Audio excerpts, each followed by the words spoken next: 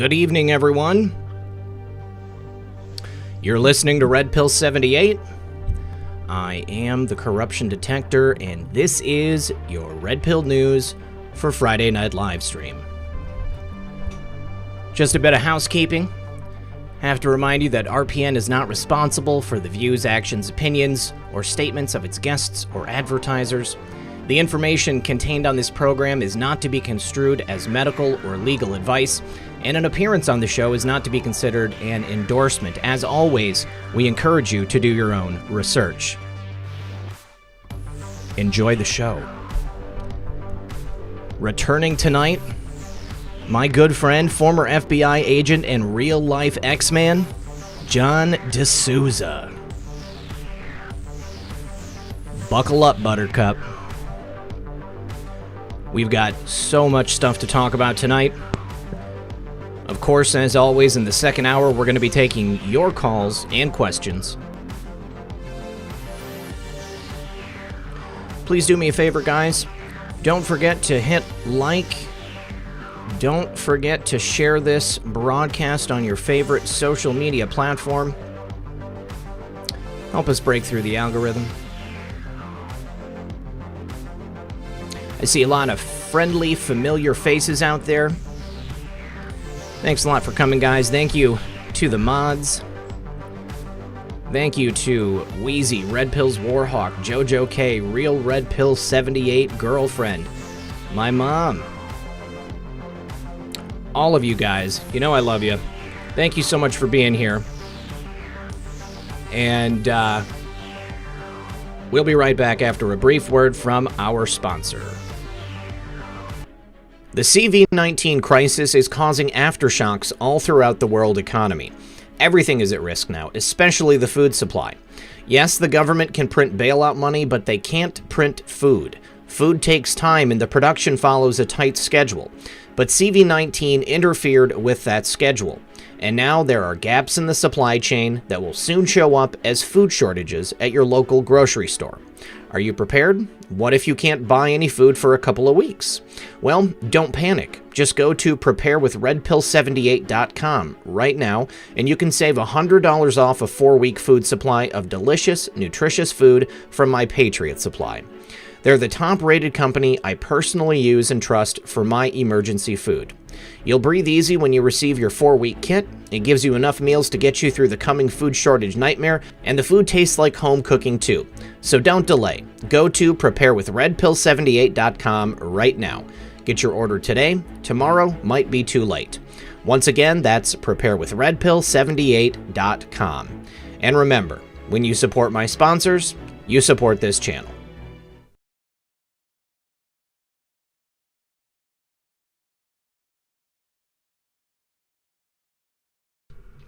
All right. Thank you so much, guys, for sticking around, and welcome back to Friday Night Livestream. Joining me tonight, as I stated earlier, my good friend and real-life X-Man, John DeSouza. John, how are you tonight, my friend? I am great, Zach. It is wonderful to be here with you, the corruption detector, on your great show with your great audience, and I'm so happy to be back here. A lot of good stuff we have to discuss tonight. We sure do. You know, a bit of good news, bit of bad news. You know, I mean, it seems like the world is literally on fire right now. You know, we have this horrible situation taking place in Minnesota. It's not black and white. There are many layers taking place there. But, you know, at the heart of it, when I saw it happen and I knew you were going to be on here this week, I thought about your opinion of the situation as a former law enforcement officer. I mean, when you see a situation like that, I would imagine it's gotta just enrage you, because this, unfortunately, is the quintessential example that people will take a look at and say, oh, well, there we go. We can just prove it unequivocally. You know, all police are bad guys because of this one lone wolf that was acting completely out of order. Yeah, absolutely. And in the FBI, we used to say, you don't need to be a professional investigator to know when someone's pissing on your leg and telling you it's raining. Yeah. You know, and in this case, I will say, you don't need to be an attorney to know that this is absolute BS to charge this guy, Chauvin, Officer Chauvin, with third degree murder and or manslaughter, which is which which is murder without intention, with no intention. That's nonsense. That's insane, and it's not going to make the situation any better. No, no. Because this was clearly intentional murder. So how does... Okay, I had no idea there, first of all, there even was such a thing as third-degree murder. I thought that manslaughter was essentially, ending someone's life but not intending to. So how is third-degree murder any different from manslaughter? It's very similar, and you'd have to go into the legal the legal weeds on that. But it's third-degree murder is extremely similar to manslaughter. It just means killing someone through extraordinary reckless indifference, but without intentionally doing it. Well, that's absolutely nonsense, because what we saw on that video was absolute second-degree murder. It was absolute. It was murder in the old language from the common law. It was murder from a depraved and malignant heart, and with full dark intention to snuff out the life of another person. Right. That was absolutely present there on that video. Not only of that individual, but of the 3 other police officers who were there as well. All of them committed acts to help that person intentionally murder George Floyd. The other ones had their knees as well on his body as well, and the Asian officer was physically pushing back the crowd that was trying to come in and save George Floyd. They were physically, and he was just shoving them back. So they all committed acts in furtherance of that murder. I'm not sure whether you would want to go with conspiracy to commit murder or accessory to commit murder, but they're all guilty of that as well, and that's why you need an intentional murder charge on the main guy, because that's very clear. But unfortunately, we have there's politicians involved here who are terrified that they might get an acquittal. So if they went too hard and heavy, right? Exactly. Okay. That's what they're absolutely terrified, and so they're charging third-degree murder, which has nothing to do with what we saw on that video. And I was trying to think of a good analogy to put out on Twitter, but there's nothing is analogous to that situation of what we saw when that guy had his knee on George Floyd's neck, on his throat, basically, for about 7 or 8 minutes, making sure that every last bit of life was snuffed out of him at that point. I mean, it was just shocking. I mean, and even more shocking was I had no idea that the other officers were on top of him as well. I mean, in the video that I saw, I could only see Derek Chauvin or whatever his name is. And then I thought, what are the other guys doing? I mean, are they just milling around? I mean, there's another video. Listening? Okay. There's another video that from another angle that shows the other two officers, who are pretty big guys as well. They're almost as big as Floyd himself. And they also had their knees on the rest of his body, as the main culprit who had his knees on the throat of the individual. So there's 3 other officers here, and that were involved with acts of their own to further the murder of this individual, of George Floyd. And that's a pretty rare occurrence, let me tell you, because you can always find, it's very rare that you'll have a group of cops in a situation and they're all bad cops, all of them. That's usually, there's at least one good one. Right. And that's the most usual situation. Let me tell you real quick. When I was in the FBI, one of my last assignments was a massive surveillance on a sort of a drug kingpin who was living in this beautiful estate. And we had to have a full court press surveillance on his home. And one night I drove in I drove my sedan into the forest, uh, out right outside of his home. So I had a good line into the front of his home, and to see when he arrived and when he was going. And so I drove my sedan into the forest a little bit, and then I laid down the seat, and I laid down in the seat, and I just made it look like an abandoned car that I was in. And then I had my binocs and my radio, and I was in contact with the other people who were doing pretty much the same thing around the perimeter of this estate, of this home, where this guy was.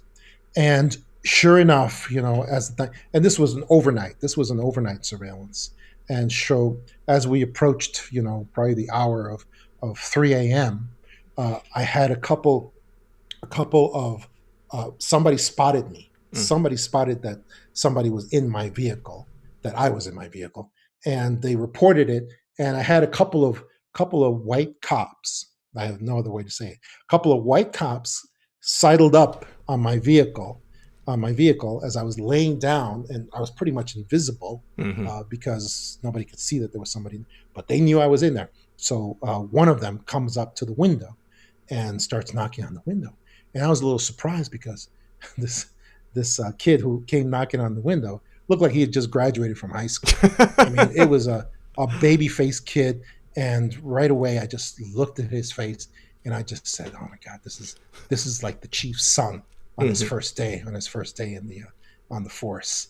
And so then I rolled down the window, and I didn't move a muscle because I didn't want to get shot. Right. And I just stood there like a board, just stiffed out like a board, and I didn't move my hands. And he said, "Sir, what are you doing here? What's up? What's going on?" And I just said to him very calmly, in my calm voice, that Star Wars Ben Yoda voice, I forgot, but Ben Kenobi voice. Ben Kenobi. I said to him, "I'm an FBI agent. I'm on surveillance. I am surveilling this home that's right down there in front of me, a couple of hundred yards.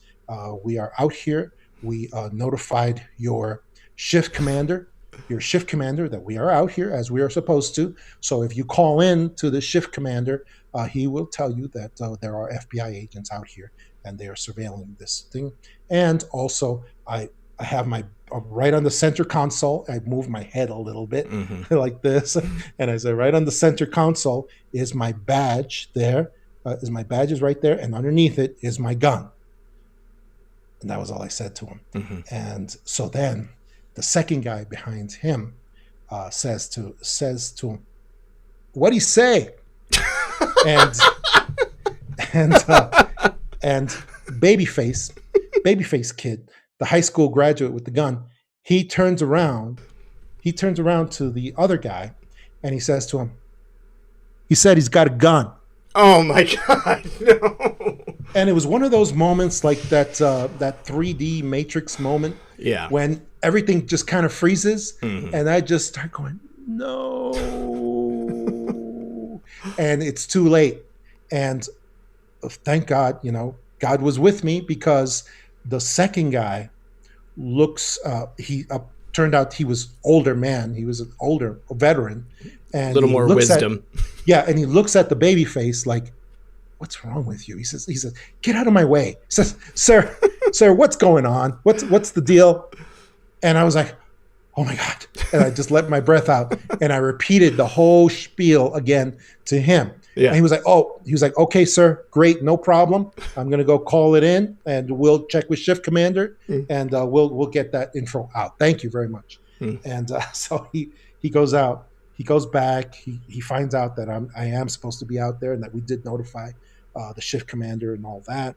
And then he comes back. He says, "Sir, yeah, that's cool, sir. Carry on your product." And I say to him, "Hey, thanks, man. Listen, that kid is looking to shoot somebody. Yeah, you got to watch out for that kid. Watch out for him really carefully." And the officer said to me, "Yeah, I know. I'm gonna tell his dad. His dad is the police." I was like, You how had did him I pegged. know? How did I know? Oh man, I've actually had other incidences I bet. with police officers that went badly, Yeah. and they turned out to be the chief's son. Ugh. Turned out to be the chief's son. You know, it's so it's just a weird sort of synchronicity. But I tell that story to emphasize that I've always found good cops along with the bad cops that I've encountered, and and luckily, you just gotta. Hopefully, it doesn't cost a person's life. Yeah. You encountered those bad cops. So that was my own anecdote. The good news is I do believe that the good cops outnumber the bad cops, by a fair margin. So, but I mean, the truth of the matter is, all it does is take one bad apple, for things to go really, really wrong. And to tell you something, John, the case just got even weirder. My viewers have told me something. First of all, Baby Yoda, what's up, brother? When he said Ben Yoda, I almost died right there. Michael Holden, thanks for joining as a member. KC Anon says the coroner has made a statement and said Floyd did not die of asphyxiation and the charges don't match the cause of death. So now, is this a coroner that's covering up for someone? Yeah. Well, what did he say he died of? Then? Well, that's the thing. You guys, if you could, just fill me in, maybe let me know what that is. I'm going to have to look this up, though, while we're talking. Dana Finkler, what's up, brother? He says, heck yeah, the X-Man is back. Baby Yoda says, John, can you get Red to laugh like when you two figured out the Big Mike problem? Still cracks me up. Love it. Laughter heals all. My best to you both. Absolutely. Baby Yoda, I guarantee you I'm going to be cracking up tonight. And Dana Finkler says, John, oh, honey, you got to get out of the way. John always brings out that RP78 laugh. Yes, you do. Yes, you do. So, this is also one of the reasons why I love to have you on the show is because, I mean, you're a good friend. You're very funny, easy to talk to.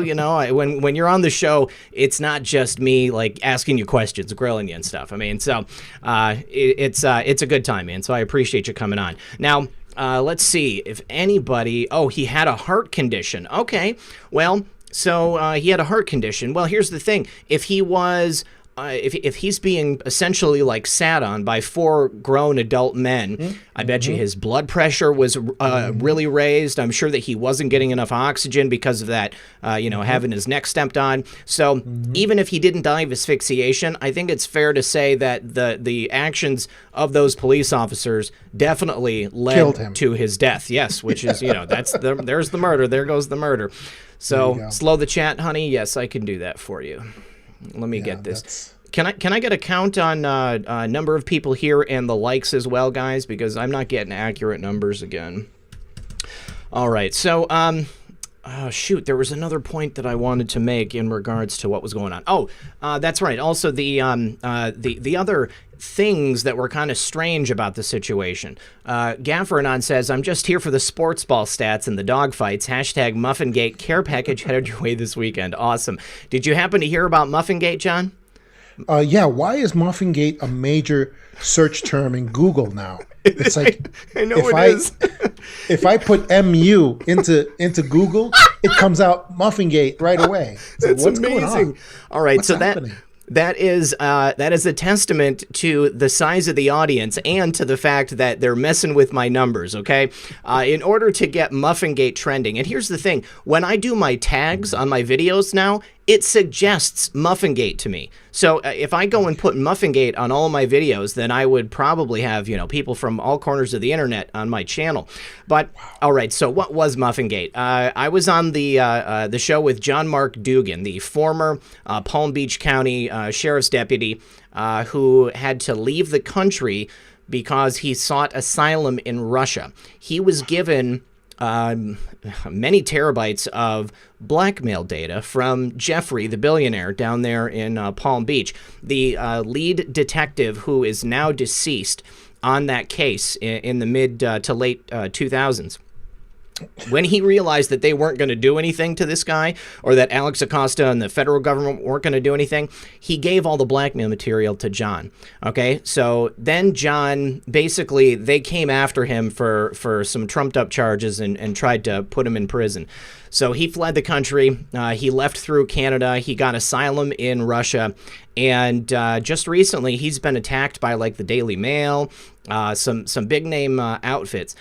But he and I were talking about the situation, and, you know, I have a standing desk. My dogs were underneath there, and it was getting close to the time where they would normally want to go to the bathroom. So they're playing with each other, and I can hear they're getting frisky. And then out of nowhere, it's like they're both out for blood, and they're just like at each other's necks. And I was like, hey, I'm yelling because they're barking and just growling, and I couldn't separate them. So I had to like take my headphones off and scoop Muffin out and separate them and take him out. And I, you know, there were many people who were watching, or excuse me, listening, but not necessarily watching. And then all of a sudden, out of nowhere, everything gets crazy. And somebody made a little meme of it. They clipped out the 15-second video, and it's pretty funny. I got to put that up on my YouTube. It's the best television I've seen anywhere in a long time. It was amazing, especially the part where he tried to just keep on talking and just ignore the situation. Yeah, I could. That was the best part for me, is that he didn't miss a beat. He just kept going. Somebody else says on their Roku, when they type in Red Pill 78, it brings up Red Pill 78 Muffingate. I need to upload that video this weekend, you guys. I'm going to do that. Oh, it's awesome. It's the best thing that's been on so TV funny. ever. So funny. Ever. Okay, so it reminded me of when John Kerry, the Democrat globalist politician, was giving some long, boring speech. He was just yawning on and on, and suddenly the security decides they want to tase some Don't big guy tase me, in bro. the audience, and he's screaming at the top of his lungs, "Don't tase me, bro! Don't tase me, bro!" And John Kerry is just droning on in the background like nothing's happening, pretending he's just not even there. Pretending that was he's not there. It was incredible, and these guys are just jumping all over this guy and tasing him. He was a protester. I think he had a sign, and they didn't want him talking about whatever it was he was talking about. It was probably about the war because of the time that it was. So thinking about how there's some other things that aren't making sense necessarily with this case. In the initial footage that I saw, there was one car with a particular squad number on the outside, and there was a group of officers that walked in. And then when the arrest happens, it looked like the squad car had a different number, and it was 4 different officers. So either, you know, they arrived to assist with the first team, or they swapped them out at some point. Like some guys walked in and then some different guys walked out. I don't know what the situation is. And then also you have the damage. It's possible that some cops responded and then saw this guy, Chauvin, had a very a very well-known reputation as a terrorist of the black community in that area. Okay. People knew him, including other cops. And so it's very possible that a couple of cops responded, saw what he was up to, and just said, you know what, we don't want any part of this. Let's get the hell out of here. Wow. And they could, it's possible that they did. And they did the right thing. Yeah. If that's what happened, they did the right thing. Because the four who were there, they are all going down for murder. Somebody said the paramedics were cops. I mean, yeah, I don't know. And here's the other thing, is that he was apparently trying to pass off a fake $20 bill. I mean, I've been given a fake $20 bill before and didn't realize it, and tried to spend it at a different store. And, you know, I mean, just as a matter of, good housekeeping, they went ahead and, you know, checked it with the pen, and they were like, sorry, this one's fake, you know? So, I mean, just the very fact that they would call the police for a single $20 bill, it's very strange. And then when you put it together with the situation I was telling you about before the show, a local bar owner there in Minneapolis realized, once she saw the coverage on TV, that George Floyd had been a security guard at her bar until she sold it in late December 2019. And then Derek Chauvin had also been a security guard there. And it was a long time. It was like 10 or 12 years or something like that. So the possibility that they knew each other is probably pretty likely, you know. But you know, he didn't appear to be resisting. It just seemed like there was an overwhelming use of force, you know, from the get-go. I mean, passing a fake bill. I mean, maybe you're in a bank and you come in with $10,000 in fake 20s. Maybe they should be calling the police. But I mean, it just seemed strange that they called the police on him for, you know, a single $20 bill. And then the fact that he didn't resist, and, you know, I mean, so he didn't resist. He most likely knew Derek Chauvin, and it seems to me like a contrived situation that maybe he thought he was going to get out of, because, you know, if I was in that situation myself, I've got 4 guys on top of me, I think it would be very difficult for me to be calm, cool, and collected. You know, I mean, I don't know about you, you know, I mean, you've got the law enforcement experience, but if you had 4 guys kneeling on you, I mean, I feel like I would be involuntarily, you know, just going off at the top of my lungs. I don't think I could handle it. No, you can't move with that much weight on you. You can't even move an inch because it's just so much weight and pressure on top of you. And so that, you know, because he was trying to move and he just couldn't. That's why that sort of a restraint method is lethal. It's meant to kill you. Is that normal? Is that a normal restraint method? Never. Not something you'd be taught? Never. Okay. No one would be taught that restraint method, to put a knee on the back, because even if you put your knees with all your weight on the back of the person, it starts to depress their lungs, and it starts to suffocate them. It starts to suffocate them and cause respiratory distress. Forget about even before you get to the neck.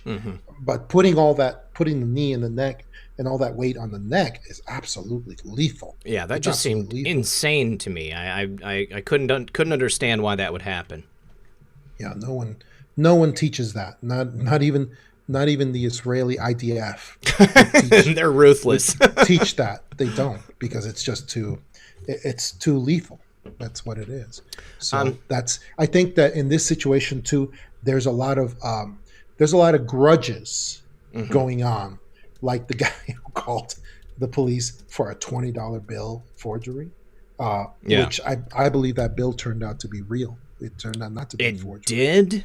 I don't believe it did, because they would have talked about it if it had been a counterfeit. They would have actually brought that up, and it's never been mentioned again.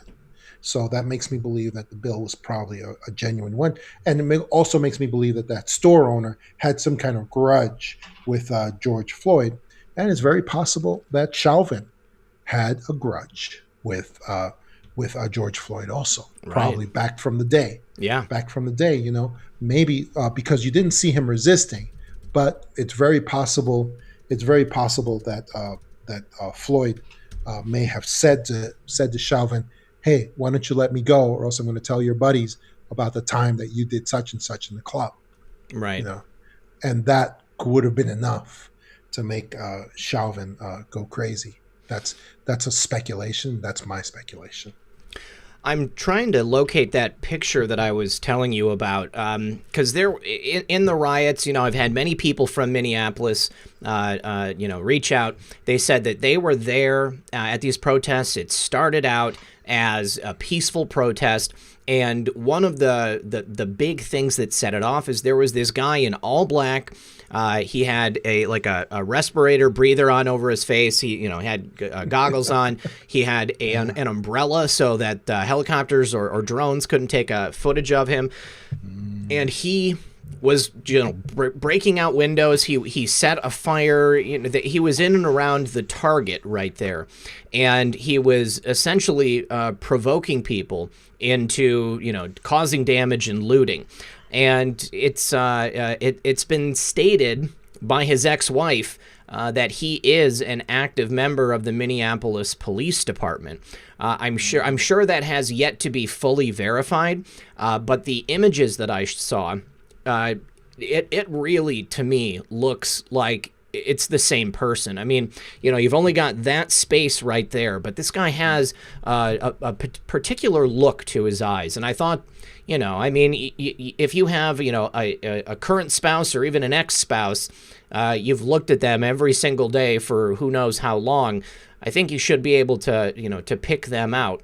Now, of course, maybe she's got a grudge. Maybe she has a reason to say that this is him, but it's far-fetched. It is far-fetched to think that an active duty police officer would go in there and destroy stuff unless he is on the payroll of something like the Open Society Foundation. And this goes back to the idea that people were bussed in. So many people that watched the show saying that there was all of these people there that they had never met, and Exactly. It's not inconceivable because we know it's been done before.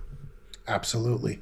And we need to go back. We need to get rid of these masks because we need to go back to the municipal rules that the cities used to have, that you can't wear a mask within the city limits because that's a device used by Rumpus Society and Open Society, George Soros, all of these rent-a-mobs. It's a method used by them to avoid facial recognition. Yes. And we need to get rid of these masks immediately because they don't help your health at all. They make things much worse. Yeah. And there's no reason to be wearing them unless you're a healthcare worker working with patients. That's the only reason to be wearing masks. And how about the CNN anchor being arrested on the air? They arrest the anchor, but then they don't arrest the cameraman. That was so obviously contrived as well. I thought I saw the cameraman arrested also, and they left the camera on the floor for a period of time, and it kept filming. But that looked very staged by a network that is very desperate to become relevant again in a place where they are reviled. They are absolutely reviled. So I don't buy that for a second. No, and now after whipping up this mob mentality amongst people in Minneapolis and other places, because now people are attacking the White House, but their headquarters in Atlanta, Georgia, have also been attacked and set on fire and broken into. So a little bit of justice there. But that footage of the reporter being arrested. They didn't show the officers asking him to leave. He was well beyond the blockade. They allowed him to do his intro, and then he basically got to his breaking point, and they said, okay, you're being arrested. And he was like, okay, it took me right back to Gulf War I with those guys on the building in front of the blue screen, they're incoming. Totally faking exactly. I think the police should have actually had these Nerf batons, and they should have just started hitting the CNN guy. Don't club me, bro. Don't club me, bro. No, bro. And you could actually hear the Nerf empty plastic baton hitting the guy in the head, and they could pretend and then carry him off on a stretcher. They should have gone all the way with the operation. Yeah, if they want to make it look convincing. Why stop there? Like Wild World Wrestling. They should have brought some chairs too and smashed them on the CNN. And the CNN guys could have just gone like, "Oh my gosh, you got him on the ropes. That was terrible. Oh, we went down. Okay, but the camera's perfectly fine on the ground, still filming." That's the thing, a $25,000, studio camera, and no one's going to loot that, but they're going to take stuff from the Dollar Tree. The Dollar Tree got broken into. I'm sure I've heard they've lost tens of dollars worth of merchandise. Yeah, don't. Yeah, remember, I don't watch CNN for the same reason that I don't drink from the toilet. So everyone maintain that rule. Maintain that rule, and you'll be good. Let me just say thank you to a couple of people. Dana Finkler says, Big Mike. That's right. Let's see. Gaffer Anon, thanks again. Michael Holden says, news is saying bad actors and such. Riots and protests are happening around the country. Since the officer is arrested, will violence go down? I'm going to make a prediction and say that no, violence will not go down because, first of all, there are people out there who are doing this not for any goal besides just the destruction and watching the world burn. I feel that the timing of this, again, very, very coincidental in terms of what's happening. People were just about to open up the country and go outside. They're no longer afraid. Except now they are afraid again. People, who's going to want to go outside? I live in a city where there has been riots and there has been looting in the past. I've seen cars tipped over. So, this is not the kind of thing I want to get involved in. Michael Holden, thank you. The Spicy Conservative, thank you for that. Casey Anon says, let's make it stranger. The cop kneeling on Floyd's neck worked with him off duty as a security guard at the same bar. Yes, that is just such a crazy coincidence. I mean, it defies logic there. Redeemed Patriot says, after Muffingate, Red Pill had to check if his spaghetti still had meatballs. Oh, don't worry. Everything was intact. Aaron Franks says, neighbor thought he was a real estate agent. Waters are muddy. The woke thing is confusing. Aaron, are you talking about the police officer or are you talking about George Floyd? No, the police officer. People thought, his neighbors said that they believed that he was a realtor because he never talked about being a cop at all. And his wife was actually a realtor. Okay. And so they ended up believing that he was a realtor also. Well, John, I have heard other people come to me. The other people have come to me, and they've said, if you are a law enforcement officer, you're not necessarily going to broadcast it. So, because you're putting your life at risk. When you're off duty, you don't want to be thinking about these things. You want to be safe and secure. So, for yourself, when you were active duty FBI, was that something that you would talk about with just anyone? Did your neighbors know what you did, or did you have a private life? No, neighbors would know what I did. If I had any regular contact with them at all. Mm-hmm. It's not something I kept a secret at all. It's being in the FBI is not like it's not like being in the CIA or something. Sure. Like that. Sure. It's a pretty public job as well. Mm-hmm. Because we have to go out and arrest people and big high level arrests all the time. So it's not something that would normally be kept a secret the way that this shady character kept it, apparently. All right. John Howe says, George Floyd tragedy case 1. In fact, he did resist. I haven't seen, I'm only saying that I didn't see the video the portion where he was resisting. What I'm interested in is absolutely irrelevant. It doesn't matter. Yeah. You cannot do things like what they did. All of the police officers, you can't do things. It doesn't matter if a person is resisting because from the point where all resistance has been snuffed out mm-hmm. and they are helpless, they are cuffed, they are prostrate, they are compliant. You have to go from that point. You have to be professional mm-hmm. and you have to take that person and then place them under arrest, take them away. Yeah. That's the way. Resistance, it doesn't matter because the resistance had been defeated if there was any. That's just the way it is. And then he says, fact, the cop did not have his hand in his pocket. I'm not certain about what part that plays in it. And then, in fact, he did die of a heart attack, not strangulation or asphyxiation. That's from Paul Sperry. But, while all of those facts, may be true, like you said, the end result was, the loss of his life. Oh, hey, and Edge of Wonder is in the chat. What's up, guys? How are you? Whoa. Yeah. We love those guys. We certainly do. I would love to do another show with you guys, man. It's been too long. Me too. Joe W., thank you for that. Ashley Cooper says George's cousin's name is Tara Reid. What are the odds? Also ironic that the murder was committed by police kneeling. Colin Kaepernick, symbolism will be their downfall. Yes, once again, all of these things kind of just, calling back to other situations.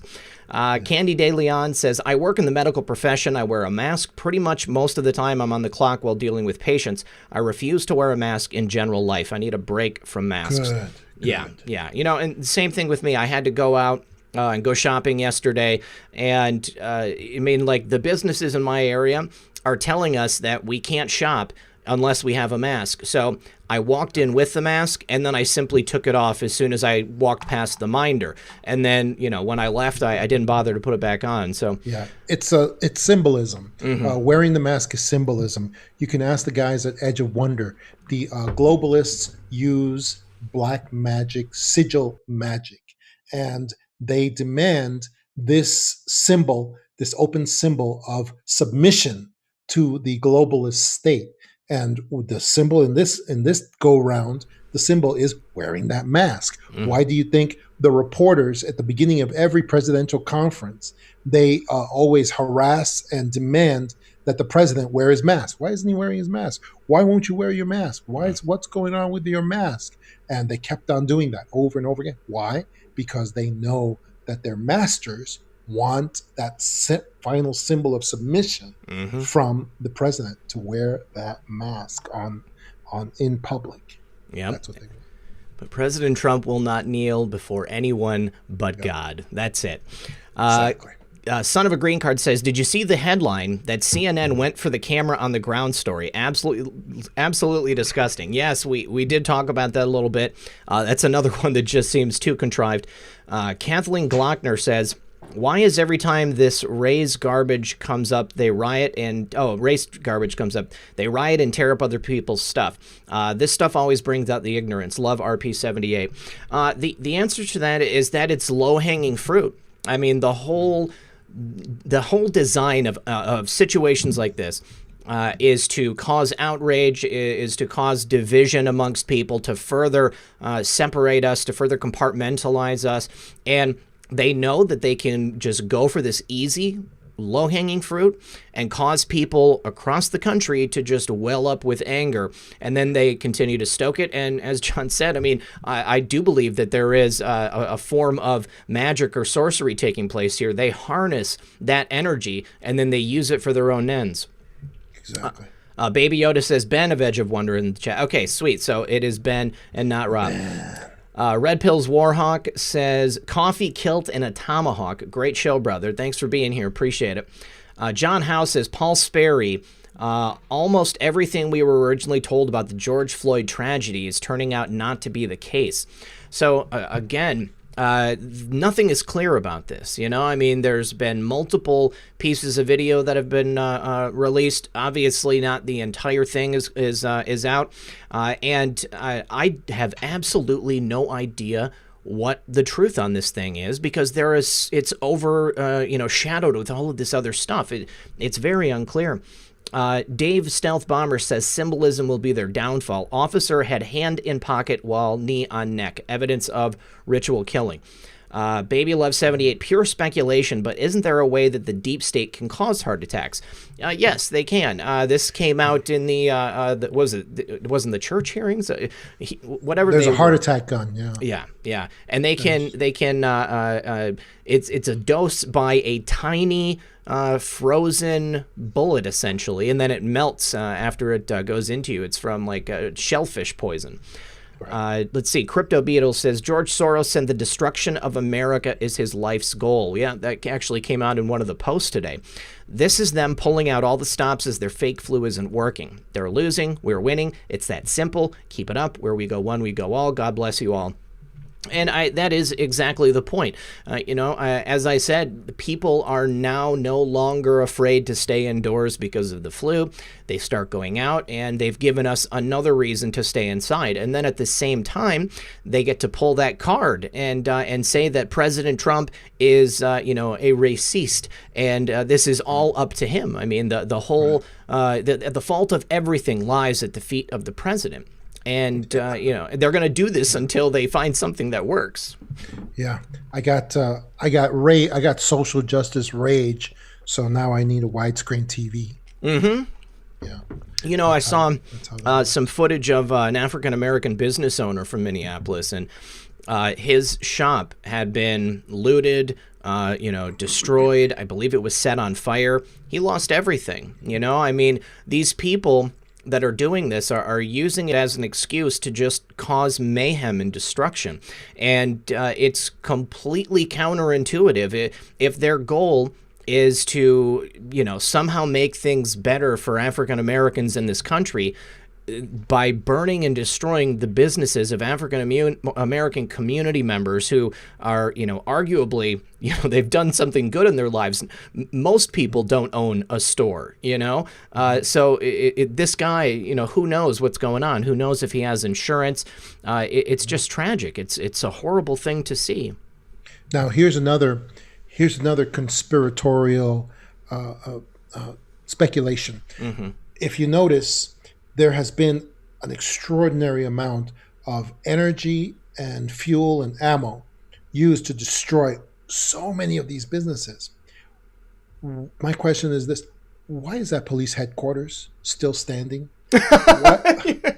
I mean, it's still standing. It's almost unmolested, and it's completely accessible to everybody. There's like a little fence surrounding it that's like 4 feet tall, and everyone can go in there. And they were standing. All the protesters, all the rioters were standing all around the police headquarters, which is a brick building essentially, that is an incredible target. And yet that building has not been destroyed. All the Molotov cocktails that they have, mm-hmm. all of the incendiary devices that they have, and they have not destroyed that building. Yeah, now, to me, when I see how much has been expended around the neighborhood, it's been more than enough Molotov cocktails and fuel to destroy that entire building. Mm-hmm. But it hasn't been done. That makes me believe that there's a reason why they have done that, because they want this conflict to go on mm-hmm. and on and on. And if they destroy that building, there's no base of operations. Yes, there's no base of operations for the cops, and they will withdraw to another area, and then the conflict is over. Mm-hmm. That's why they haven't destroyed that building. That's why that building is basically untouched completely. If anybody out there knows the article that I'm referring to with the off-duty police officer who's the agent provocateur, and you can send it to me, please do. I would really like to show that on the stream. Denise said the incident was on 33rd Street at 666, was on the bin beside him. I believe there was also like 322 in there. I think his badge number was 1087, so 187. Just so many instances of things that are pointing to the symbolism.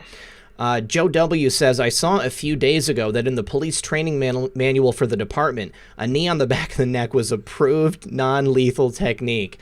That is incredible. Apparently, in the police training manual for that department, I wonder if this is something that they just added like in the last week, and he was like, "Man, I've been wanting to try this out." They photoshopped it in. No, that's not real. No way. I'm gonna have to try to find it. That's not true. But there was another person, Baby Love. Was it you that sent me the message with the agent provocateur, and then there was a man in a pink shirt that seemed to be following him around, was also with him. It's I need somebody to send me that training manual. If that's true, I want to know. Miss Sue says the bar owner is a fireman. He hadn't even opened yet. There was a GoFundMe for him. Check Timcast to get the link. And then Chris Holmes, also thank you for that. Also Sandy on PayPal. Hunter on PayPal. Thank you so much. Shannon, appreciate you, Shannon. And Terry as well. Thank you so much, guys. Now the other thing about people rioting and being upset, it's not just, the racial aspect, but now people are going to be upset because of the leniency, perhaps, of the charges. This is the other question I have for you, John. Are these state charges or are these federal charges? State charges. There is no federal charge for murder, basically. that I've ever seen employed against people. So no, this is a state charge for Minnesota.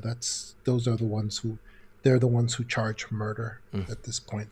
But they're doing it very badly. So I hope that will be fixed very quickly, because that district attorney that I saw, that guy is just a terrible politician. He's a terrible politician because yesterday he actually said, we don't know, there might not be any charges at all. We don't know. We have to look carefully at this evidence, and it could take months. Well, apparently the governor called him. And told him that he's going to lose his job. That he's going to lose his job because now today he came on television and he said, "Oh, we're charging, third-degree murder," which is, again, like I said, it's ridiculous. It's ridiculous. It makes no sense, and it will. I'm sure. I think it'll be changed. I think that decision will be changed shortly. Right. I mean, I was thinking the same thing. I mean, just because they're charging him with that initially doesn't mean that will end up being the charge that he gets if he goes to to court, to trial on this, because they could always, I mean, they're going to be continuing to investigate, obviously. I mean, they're going to look at all the evidence and then they can up the ante. They can throw some additional charges on there. Let me see. Okay, trying to get this pulled up, but Elder says, my doctor said this about the masks. The virus is very small. If you can smell a fart through your mask isn't working. Oh my goodness. Well, I mean, you're going to. I mean, there's no way around it. I mean, everybody knows. Okay. I just wanted to tell you, Zach, that in case you want to get any authors, whenever you want to get authors on your show, you have a lot of readers in your audience, because they are buying my books. Oh, great! Right now, I didn't even bring it up yet, guys. That's awesome. Yeah, they're really good. So, because I'm getting the orders as we're sitting here, and it's really something. So I wanted you to know that that always happens whenever I'm on your show. Awesome. To a very large extent. So you can actually, that's really good bragging rights for you for your show, because I always thought that YouTube influencers don't have any readers. Oh no, but we're all intelligent. Yeah, we still read. You got a tremendous audience. So for that purpose, I wanted to just tell a quick story. Go ahead. Because of this situation, because it's very relevant, about my book, Para Investigators, which is basically a large collection of stories about great law enforcement officers. I mean, just great law enforcement officers. Not only great law enforcement officers, but people who, like Christ said, there's no greater love hath a man than this, that he should lay down his life for his friends.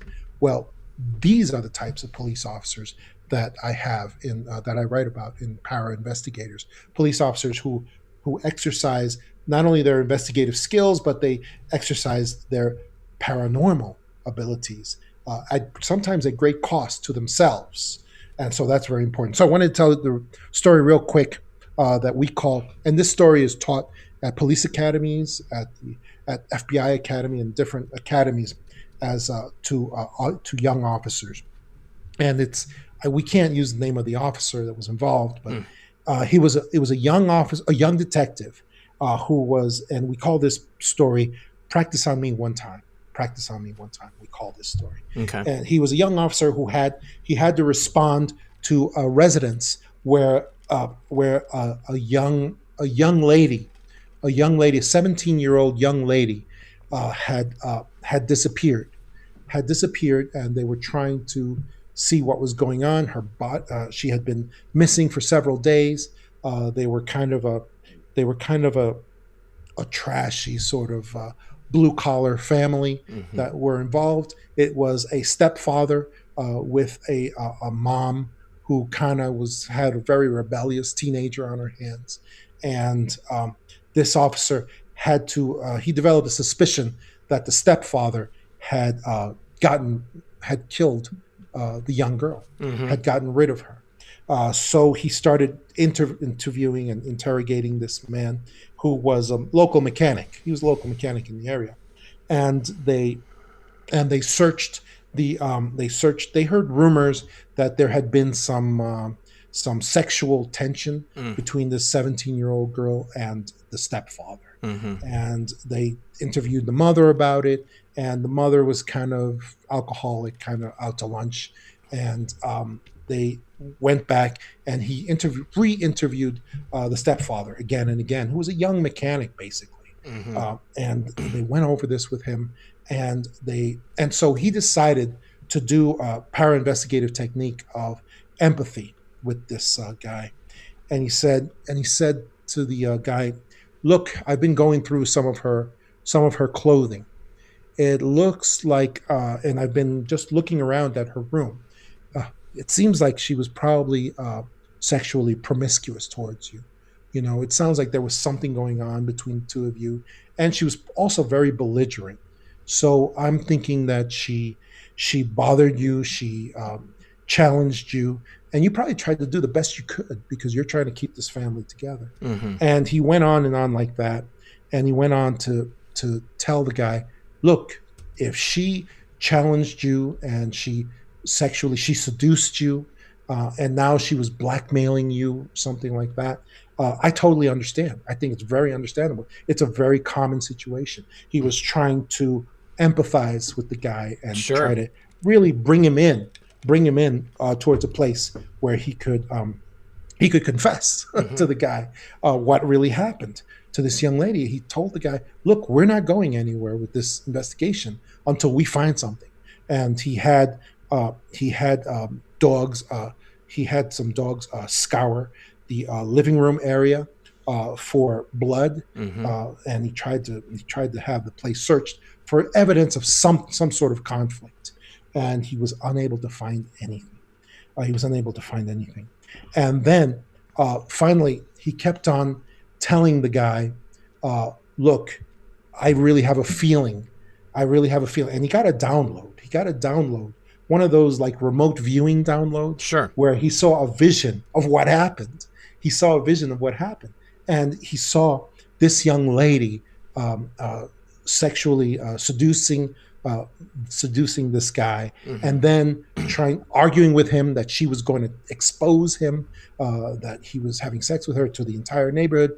And then he saw the man push her and smash her head against a bureau that was solid wood mahogany.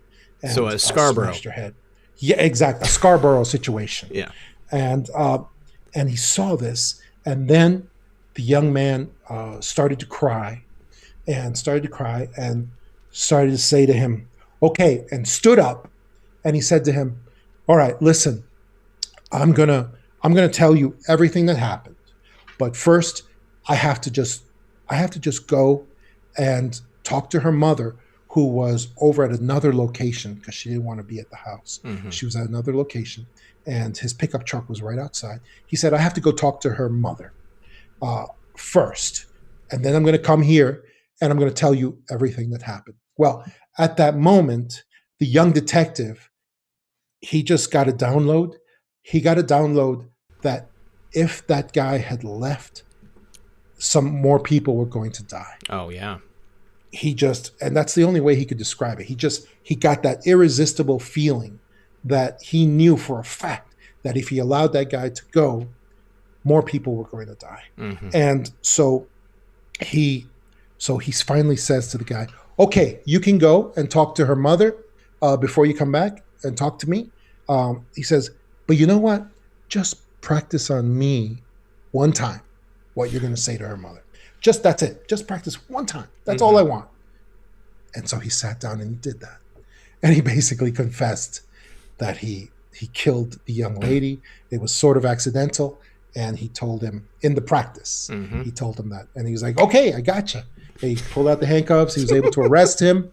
And then he brought in the state lab, which had more sophisticated methods, and they were able to get blood from the carpet, which had been gotten out with bleach, which had been with more sophisticated methods that they have, because his local PD didn't have those. Like luminol or something like that? Yes, exactly. Yeah. More sophisticated methods. And they were able to find the blood, and they were able to, so it broke the case wide open. They were able to get him.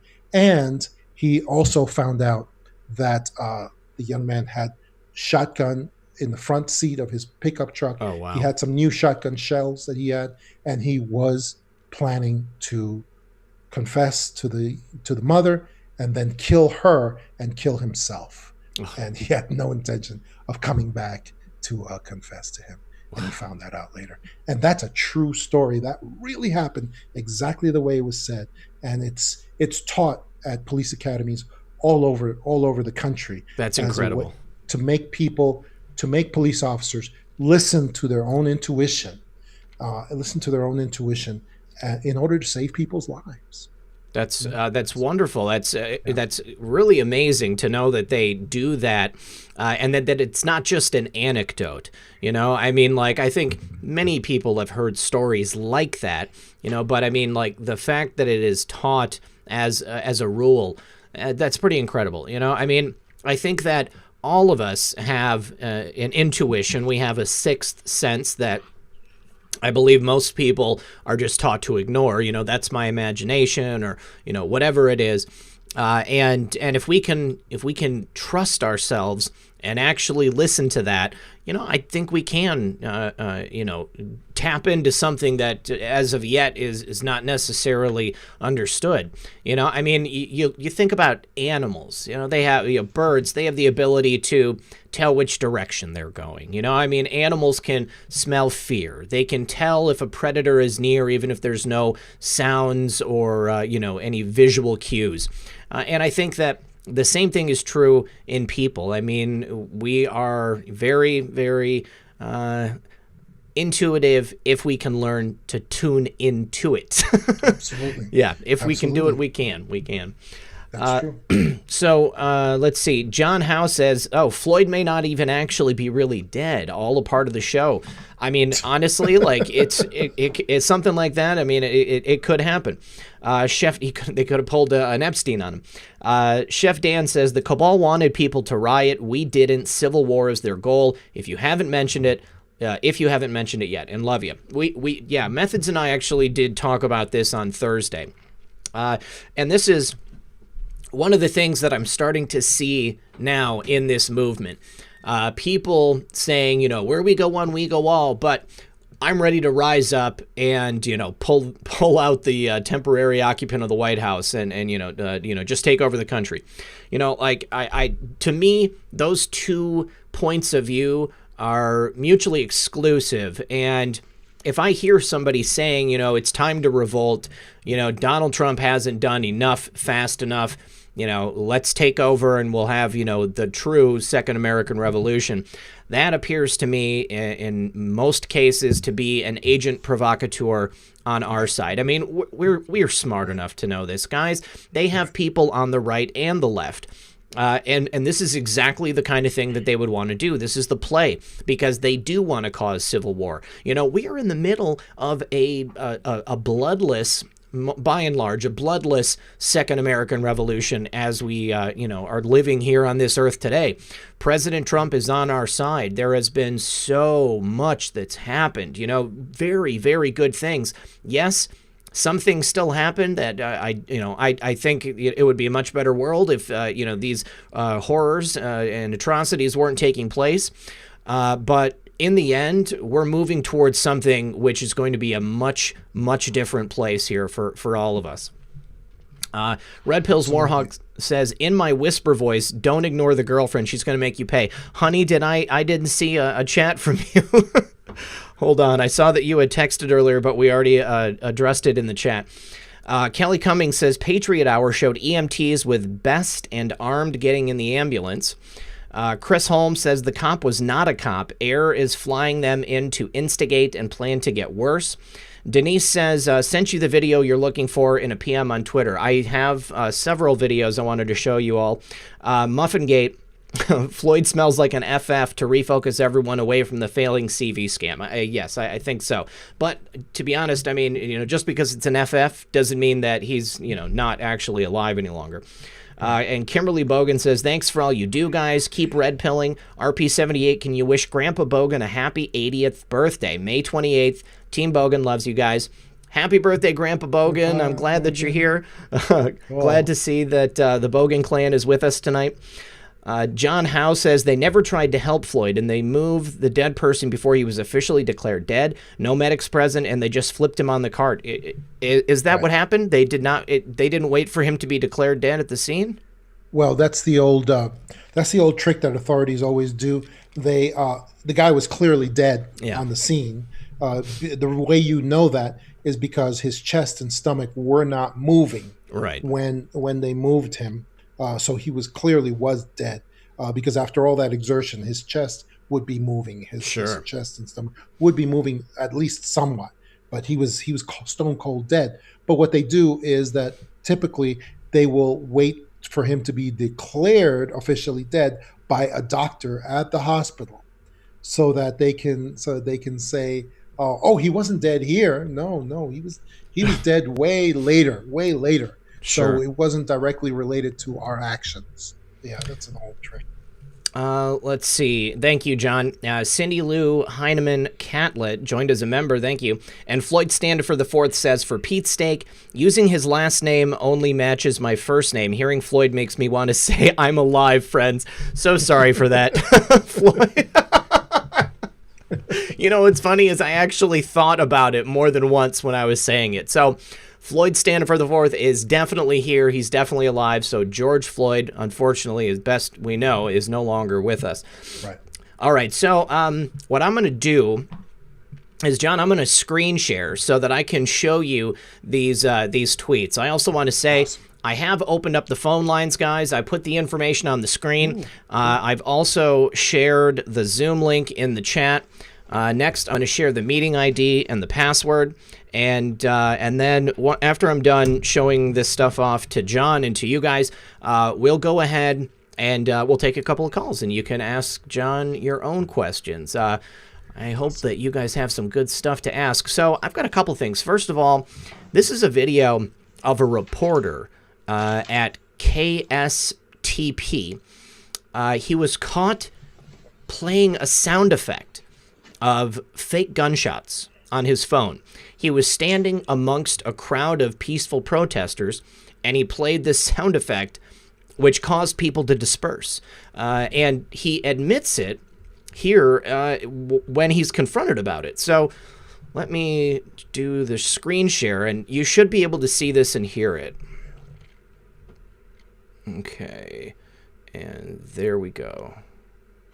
Actually, we'll do Google Chrome right there. Okay. All right, John, can you see that? Yes, I do. Okay, let's go ahead and take a listen. That's what I saw. And why would you play that shit? He's the one who played. You knew what it was. You did that on purpose. You just destroyed it. You destroyed a peaceful protest. Why did you do that? An innocent man died. He had a family. He had parents. You just got on camera and you were playing it back.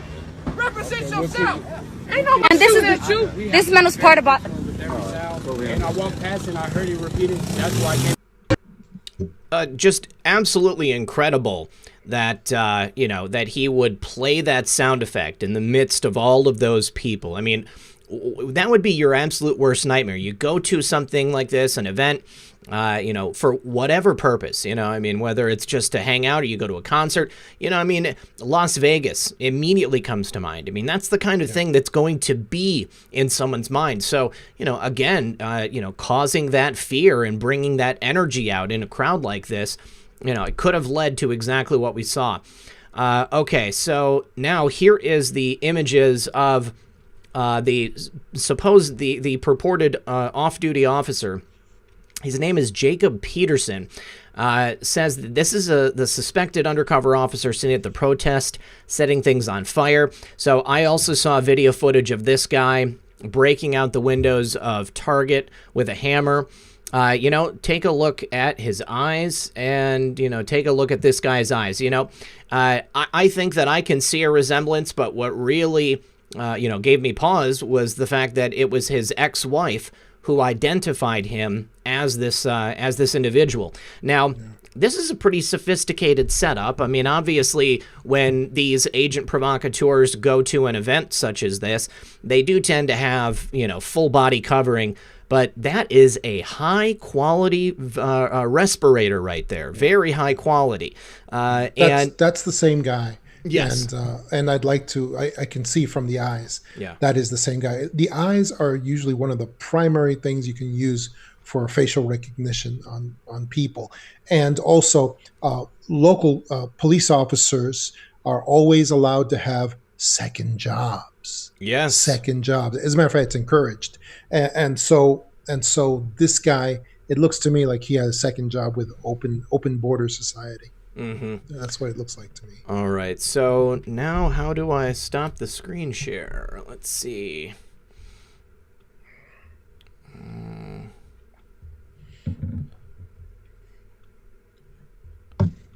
While there it is. you're doing that, I wanted to tell real quick a second story about an amazing Leo that, well, in this case, he tried to save a lot of lives, but he was prevented by the FBI and by the government.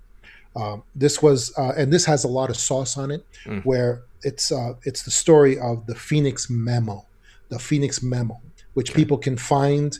It's been declassified in a lot of ways, and anyone can go look at it. It was also published in the 911 Commission report, which is a tissue of lies, except for the Phoenix Memo that was put in there. Anyway, there was this FBI agent who was called, he was legendary FBI agent. He was a terrorism hunter, and he was called the terrorism detector. Speaking of corruption detector, he was the terrorism detector. He was a guy who was renowned and legendary, and I can't say his name, but I think you could find his name if you look enough. I'll do a search while we're talking. Yeah, and he put together like a 20-page memorandum in the days leading up in 2001, in the days leading up to the 911 operations. And he is the one we always had stories about. He's one of the people that taught me how to be an FBI agent. He was a person with amazing intuition against terrorists. And his, I wish I could say his name, but I don't know what he's doing now. And he was, like I said, the terrorism detector. He knew what terrorists were doing before even the terrorists knew.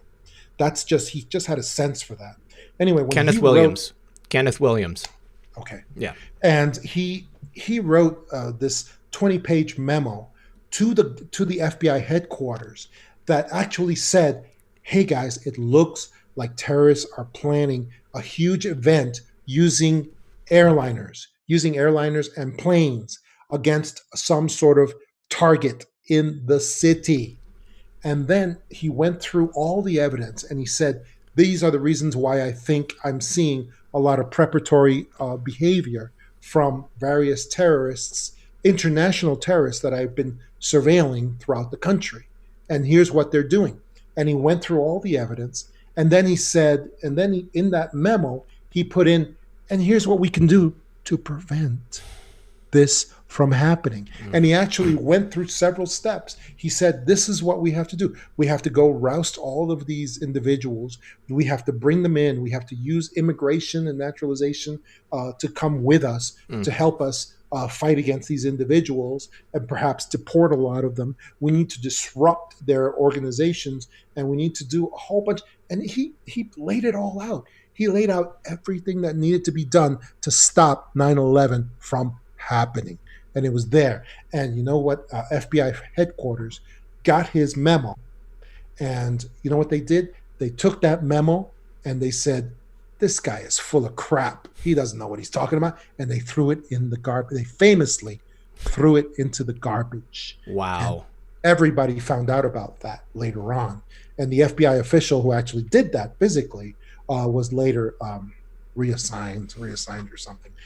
But that memo could have, if the government and the FBI had paid attention to it, absolutely could have prevented 911. If you read it for yourself, even though the 911 Commission said, oh no, that memo didn't have anything that could have prevented 911 from happening. No, but it was a lie, because if you actually look at the document, if you read through it, and I don't know how much of it has been declassified to this day, but I think most of it has been declassified and is available. But it shows clearly that 911 could have been evaded, could have been stopped if they had followed this. So anyway, that individual is another example of one of these great Leos, these great law enforcement officers that use their abilities at great risk to themselves, because he really he was threatened by government officials. Oh yeah. He was for putting this forward. And why is that? Why would that happen? Because something was in the works, that the government, there were parts of the government that wanted this operation to go forward. Mm-hmm. That's my contention. Oh, that's absolutely. I think that no one in the audience would disagree with you. So I'm going to do a video specially on this, guys, and I'm going to reach out to Kenneth Williams and see if he'd be willing to come on the show, because apparently there have been 28 pages out of I don't know how many hundreds that have been declassified. So, or is it a 28-page memo or totally? I mean, it looks like I think it's 28 pages total, but it has certain lines blacked out and all that. So I don't know how much has been left unredacted. It is hundreds of pages. It's just the 28 Really? out of I mean, because I'm looking at page 415, 416. 417. It looks like this area from the entire memo looks like page 415 on for the next 28 pages or so is what is declassified. The rest of it is still classified. That's awful. Wow. That's amazing. Yeah, he's been put through a lot of punishment. So I'm pretty sure he still won't talk about it in public. But he is one of the great unsung heroes of this era, because his abilities are amazing. First of all, and I would say they border on the paranormal as far as how he knows what terrorists are going to do, and the entire government went against him and punished him for exposing their own incompetence as well.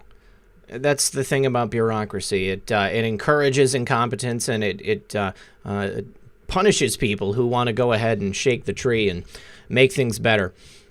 Baby Love 78 says cops that have that kind of a second job shouldn't wear a badge. Now we've got our first caller on the line. It's X2 Group. X2, go ahead and unmute. What's going on, Red? Thank you. Hey, it's my pleasure. Thank you for being here. What's your question or comment for John DeSouza? Well, John, I wish I had heard that story in the academy. My first summer on the job, I was ceremoniously sent to midnights the summer of 2016 when cops were being assassinated, and midnights are the worst. Yeah, it was all right. I had this car. It stood out to me, and I didn't know why. And I kept getting this overwhelming feeling of gun. Mm-hmm. And yeah, long story short, the guy was sleeping in the car and had a loaded pistol on the front seat. But it's just one of those things. I wish I had heard that story in the academy, and I really feel for the people that are out on the street right now. I'm listening to the scanner traffic out of Minneapolis, and they're telling them the state police and the guard are not available to help them. So prayers for them out there in Minneapolis tonight. What happened was a tragedy. It was murder. Mm-hmm. I can't deny that, but the rest of those officers out there are being left out to hang to dry. So. X2, from what I understand, the National Guard has been deployed, and I did see some video footage of Humvee traffic rolling in there. Are you saying that the National Guard is not yet on the scene? So if you go and actually listen to the Adjutant General of the Minnesota National Guard today, he really railed for about 5 minutes on the governor of Minnesota. But the big thing now is they didn't want to move them in the cover of darkness. So they came in today at daytime. But even just maybe 30 minutes before you went on the air, I was listening, and they were asking for State Patrol or National Guard assistance because they were having all kinds of stuff thrown at them, and they were being attacked, and they didn't have any resources, and they were told to get in your car and retreat, and that nobody was coming to help them. So. Oh my gosh, that's horrible. Just give up the city. Are you still on the job? No, I'm out, and I'm doing training in that world now, and it concerns me because I was looking at the use of force policy for that department, and very well could be that he may have been trained in that movement at some point in time. I don't know by whom, but it'll be interesting to see what ultimately happens. So have you actually seen the manual? Can you attest to what was said earlier, that the knee on the neck was an actual move that they were taught? So it really talked more about applying pressure and hold techniques to the neck. So that's very intentionally vague. Yeah. What you have to understand from a local PD perspective is that, say, for example, an officer has been on for 20 years and they've been trained to use the PR-24 nightstick. You know, a new person coming on might have been trained in a collapsible baton and would not be allowed to carry the nightstick, but the older officer who was trained in it is allowed to keep it. So at one point in time, that department may very well have trained that movement. That officer has been on for 20 years or so. So it's possible that he might have been trained in it, and it may have been department sanctioned. And if that's the case, he'll have that defense to fall back on. Oh, that's a shame. No, I can't see under any circumstances that could be taught as a method in any manual or any police department anywhere in the United States. I just can't. I cannot see that. Even in the FBI, they train us in non-lethals with Kubotans. Those metal sticks. Mm-hmm. They're essentially metal sticks and pipes, and they train us how to use those, how to subdue people with them, and they always drill into us, but you can never strike the middle of the body, the neck. Mm-hmm. You cannot strike the neck. That's a fatal move. That's a lethal move. If you strike the neck, if you strike the groin, even if you strike the chest area, you're not supposed to do this at any time. So that's something that's drilled into us over and over again. So I just can't see any PD teaching any ultimate fighting moves like that. Even the Krav Maga methods, I don't see them teaching that sort of thing. Well, to both of you, John and X2, I mean, this could point to a larger issue specifically within the Minneapolis Police Department. If he was taught this, absolutely an abhorrent thing to teach your officers to do. But I mean, I'm immediately recalling the case from just a couple years ago where a mother of two, I believe she had called the police. I don't remember exactly what the situation was, but I remember at the time thinking how incredible it was. And the responding officer, I believe he executed her behind her home. There was absolutely no reason for it to happen. I believe she was a naturopath, if I'm not mistaken. And I saw some coverage bringing that back up earlier today. But, just what I'm suggesting is perhaps there is a larger issue with excessive force being taught within that department. Yeah, absolutely. I mean, that department has a long-standing history. It's public record, obviously. Obviously, Amy Klobuchar is coming under fire now because of the fact that she was the prosecutor at a time when this officer was brought up on other charges. But the biggest thing that people don't realize is that there is no standard of training across the board for police officers, which is the reason why it's pretty much impossible to port your certification from one place to another. You sort of have to go through the whole show all over again and start over from the bottom. So, yeah, I mean, it's just, it's really a shame to see what's happening, and I feel like I should be out there, but my mom just had a heart attack, so she's pretty glad I'm not. So I'm sorry to hear that. I hope she's okay. She's a dedicated listener, Red, and I appreciate your audience, and prayers for the entire country here, because this doesn't appear to be getting any better anytime soon. Yeah, definitely. Well, X2, prayers for your mother and her speedy recovery as well. Thank you both for watching, and I really appreciate that you called in tonight. Thanks so much. Take care, guys. We'll talk to you. Thank you, XT. All right, awesome. Perfect caller to start it out. Let's go ahead and see. We've got Tony. Totally T. Good stuff, Tony. We haven't talked to you here for a minute. Let me just say also that Robin Tepfer says, my sister and I came home to my dark farmhouse on a dirt road after the bar. We both talked in the car, not wanting to go in. Something's wrong, I said. She thought so too. We never got out of the car. We went to the cop shop, and they came right over at 2 a.m., and now the light on the back of the porch was on. The cops found scratch marks. If we would have went in, we would have walked right into him. So there was an intruder in the home. Okay, well, definitely glad that didn't go the other direction. Tony, are you there?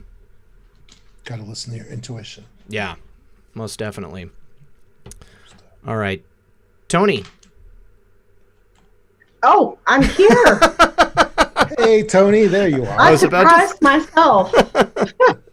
Awesome. Good to see you, Tony. Thank you for calling. Usually, yeah, it's great. And usually I just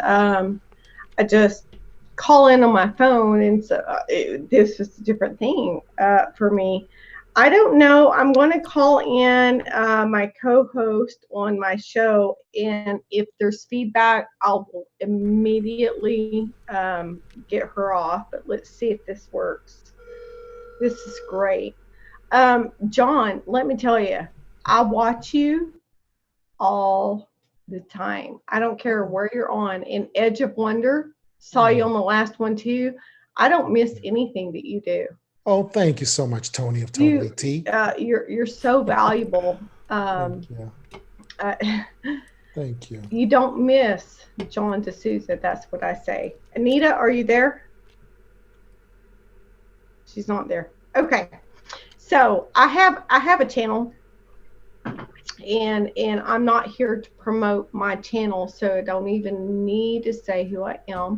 Okay. But John, like Red Pill, here's the thing. Everybody needs to know, and we have been censored one way, this way, that way, all the way. I don't remember who it was in Red Pill, Zak, if that's your real name. It could be not, you know. It may not be. I don't know. No. I don't know. Zak is okay. Your RP 78 to me. Yeah, and that's fine. Hey, everybody, don't feel like you have to say Zak. I like RP. I like Red Pill. So, you know, if I were your mother, Tony and Zak, Tony and Zak, I'm just, if I could, Tony, hold on just a second. For 1 second. I'm getting a notification that all of them were arrested. All the police officers? Yeah. Okay. All right. So really? Yeah. So just that apparently that just happened just now. All right. Well, I'll see what coverage I can pull up. So go ahead, Tony. Yeah, Tony, continue. Wow, that's good information. So, RP, Zak, whoever you are, and to Edge of Wonder, I know Ben is watching now too. Oh my gosh, we've got this censorship problem going on. But Anita and I have been actually working on a side project, which we don't really talk about publicly. Zak, you and I have talked about this. We're 1 week away. 1 week. From it completely being a social media, which I never told you about before. But we also have a social media platform as well. Okay. So we need to get together. I would like to have you and Methods alone. Okay. Just us. But I think John DeSouza especially, and I can come Agent too. Wonder needs to be on. They need to look at this, because this way we can get our information out there. It's not censored. And why I say Edge of Wonder is because I know John and I know you, Zach, have watched their stuff. We have to give kudos to them when they come to educational. You remember, RP, when I called in and said, who is going to educate the kids? We talked about that. I could see them having a little red pill for kids show.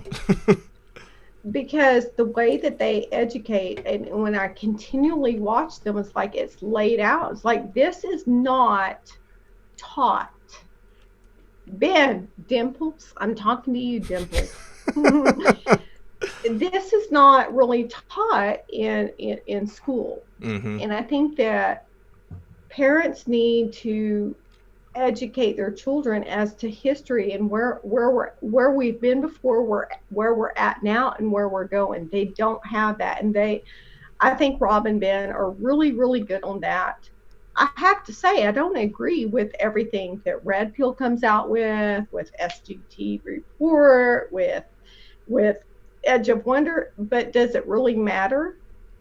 No, it doesn't. We need to take in the information, and we need to decide for ourselves. We need to awaken our critical thinking. And Red Pill, I love the people that you have on your show. I don't miss a show. I don't know if I've ever missed a show since I've started watching you. That's awesome. Thank you. But here's the thing is, we have a platform that's ready. I heard, what was it, just like 2 or 3 days ago, I don't know who it was that called in, Zach, that said she had been on Twitter for 3 weeks and then she was deleted. Do you remember her?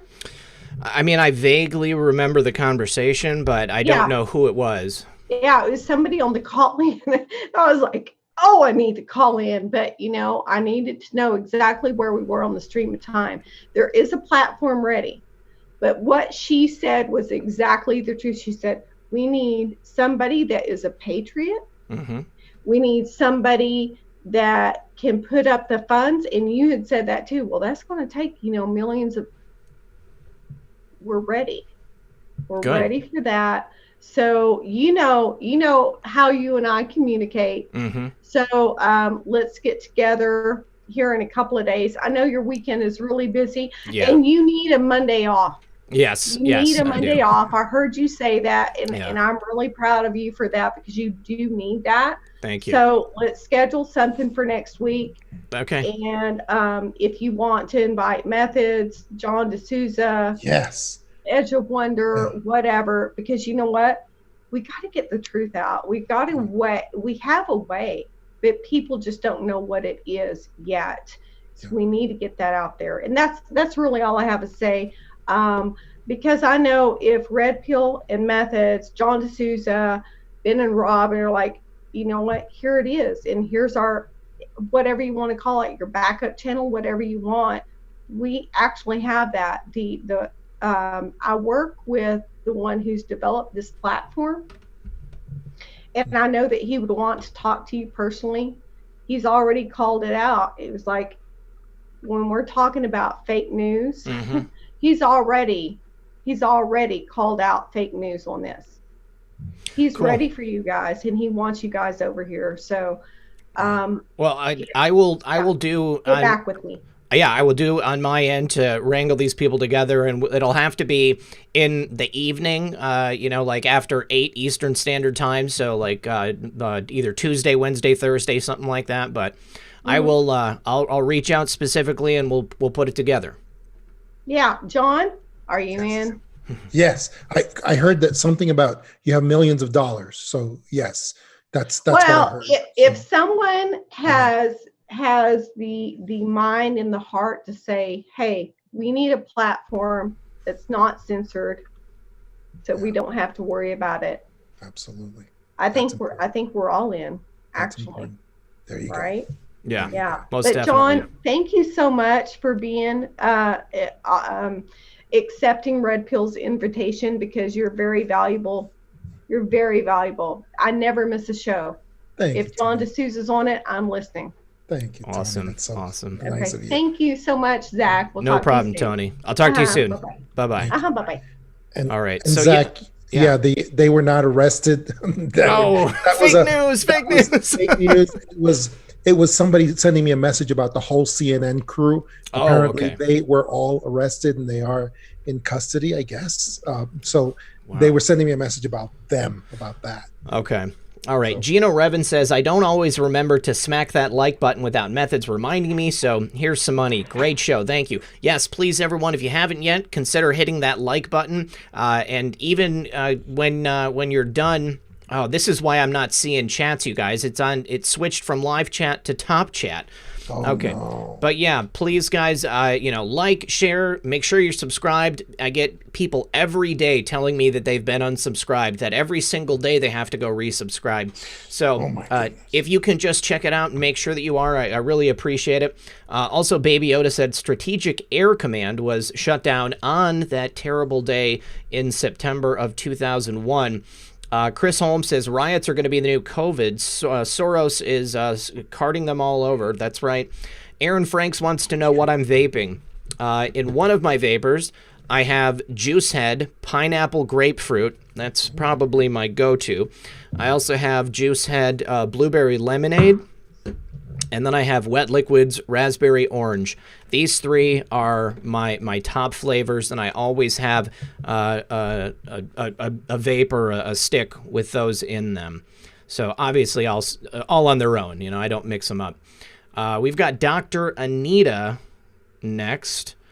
She'll be coming in here in just a second. Dr. Anita. We need you to mute the stream in the background, Dr. Anita. Mute your stream, please. All right, give me a nod when your stream is muted, so I can unmute you. And then unmute yourself, and then put your dog on a collar, please. On a leash, please. Hey Jude said Hannity was reporting that the National Guard had to retreat, and Son of a Green Card says I know I'm probably going to get some hate for saying this, but a knee on the chest, pressure on the heart, or a knee on the neck is an old timer trapper's way of subduing what they've caught without ruining the pelt.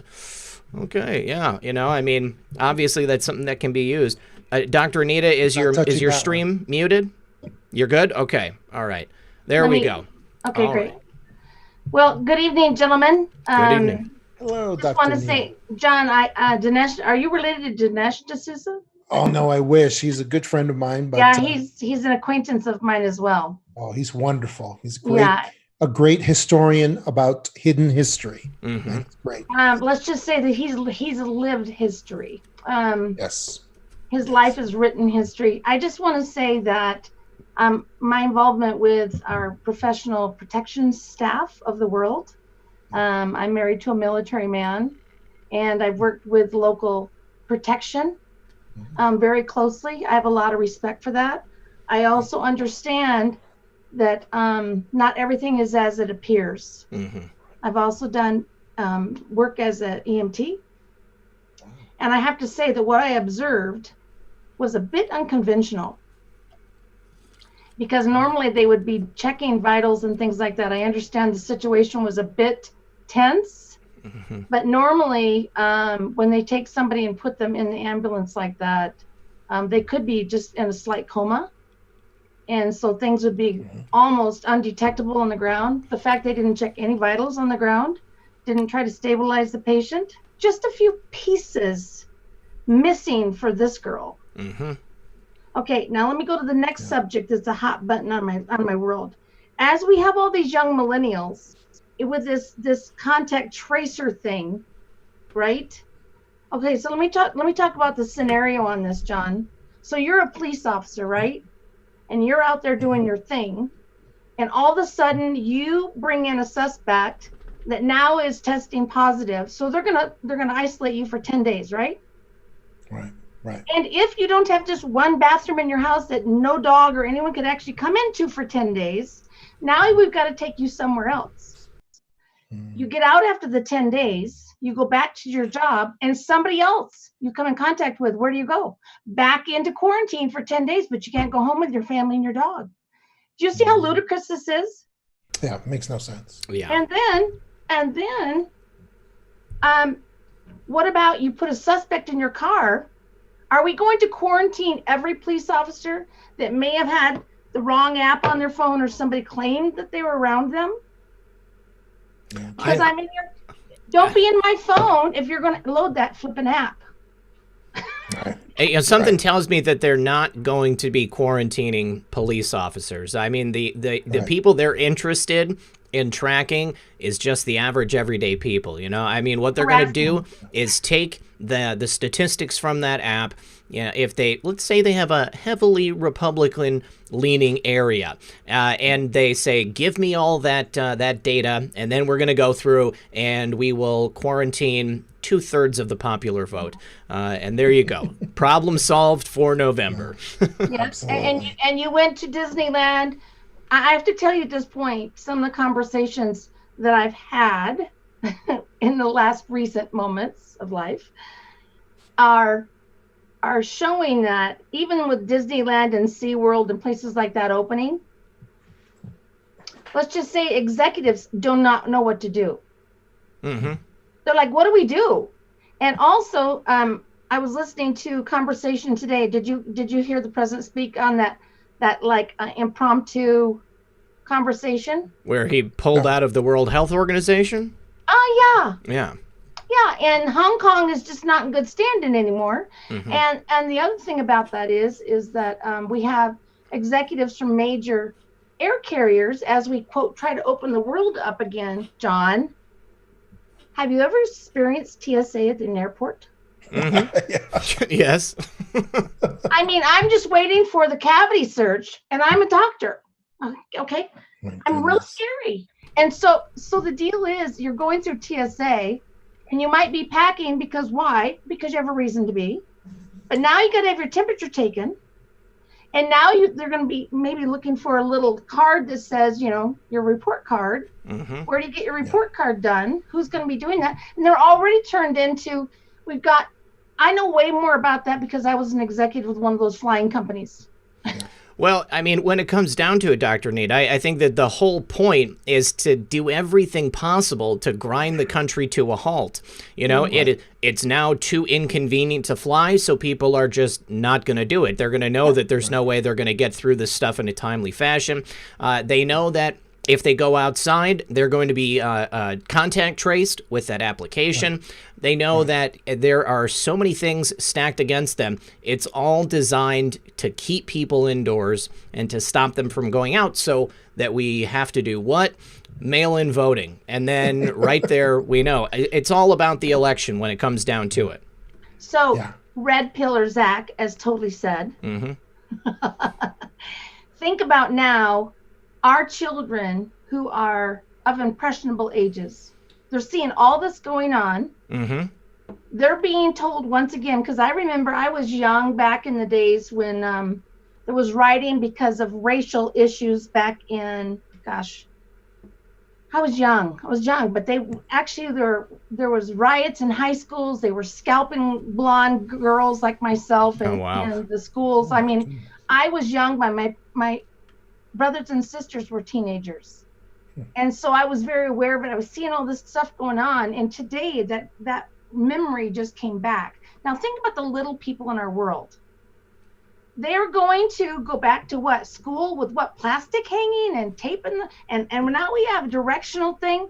I can tell you I have associates in Australia. They opened the schools over there. They set the desks a little bit apart. I'm not sure exactly in the Metroplex here where I live how they're going to put 35 chairs 6 feet apart in one of those classrooms. I can't wait to see it. I want to take pictures.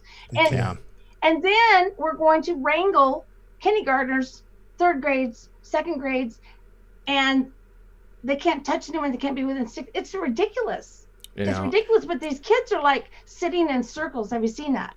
It's all just another form of programming. I mean, they're going to get these kids young, and then hopefully they're going to be able to program them to be exactly how they want. Well, listen, Dr. Anita, we've only got 18 minutes left, so I appreciate you calling in.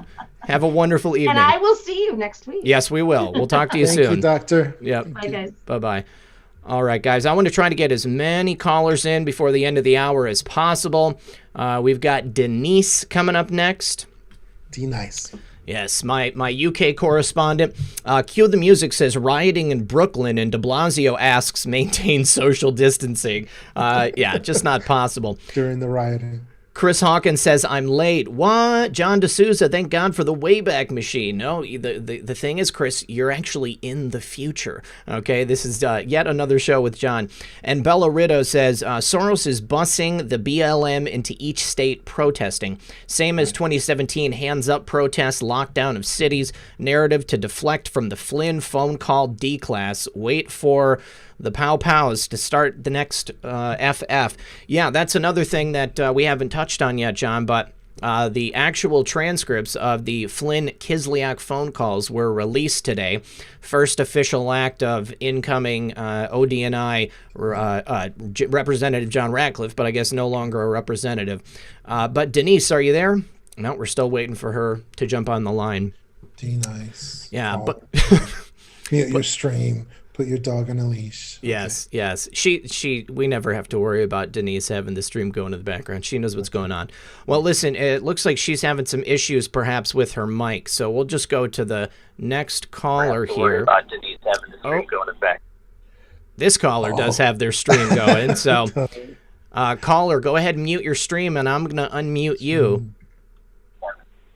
Caller, mute your YouTube stream.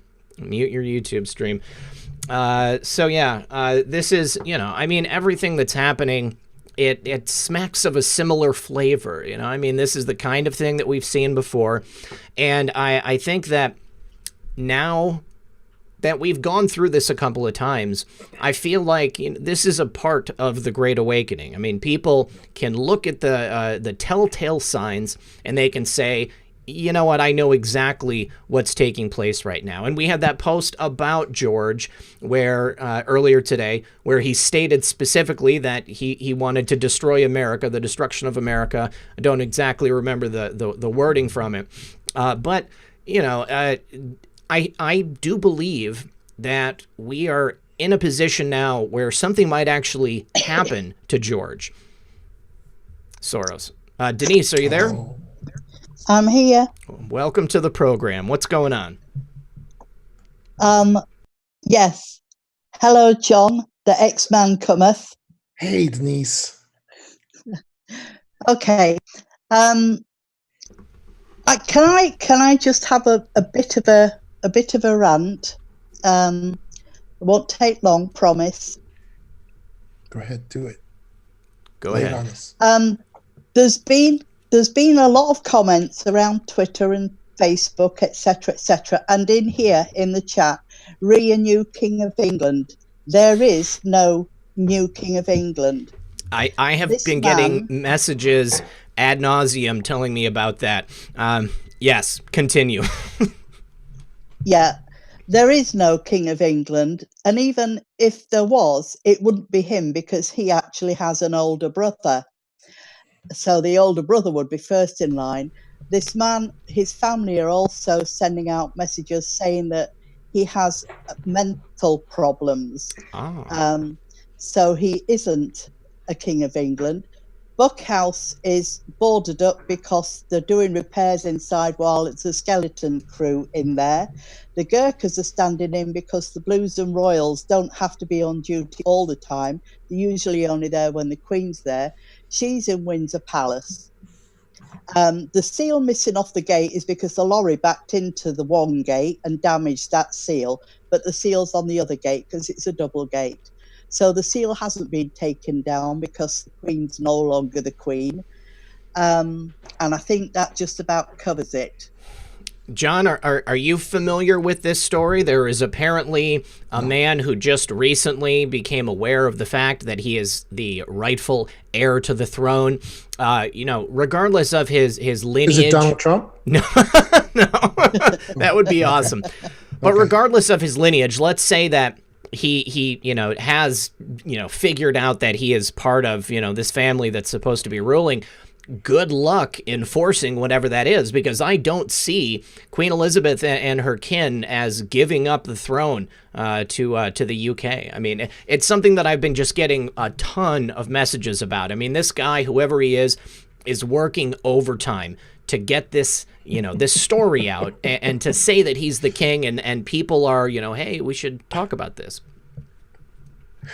Yeah, well, it's definitely fake news. Yeah. And it's been doing my head in all day. Well, for the past couple of days, red pill. I can understand. I mean, it's going to affect you a lot more directly than us. Yeah. But brilliant news about Trump signing the executive order, Twitter, Facebook, etc., etc. Yes. Yeah. And cutting off the World Health Organization. It's been another week of booms for sure. Has been. Absolutely. And China didn't want, Hong Kong didn't. We had Britain, UK had the lease on China until sometime in the 1990s. Was it 97? And the lease ran out, and China said they wanted it back. They wouldn't renew it. Mm-hmm. Because if Hong Kong had their say, they wanted to stay with the UK. They wouldn't be in the mess that's coming at them now from China, that's for sure.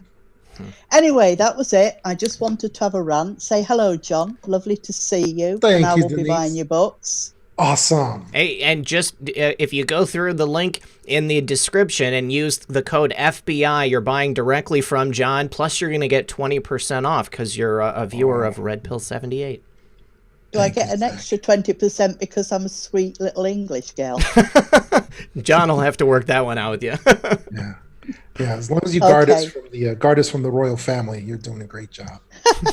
Okie dokie. All right, Night Denise. then. Thank you so much. Have a great night. Okay, bye. Bye-bye. All right. So, obviously, I'm going to have to do some research on exactly what this story means. I see people in the chat are saying that he truly is the rightful heir to the English throne.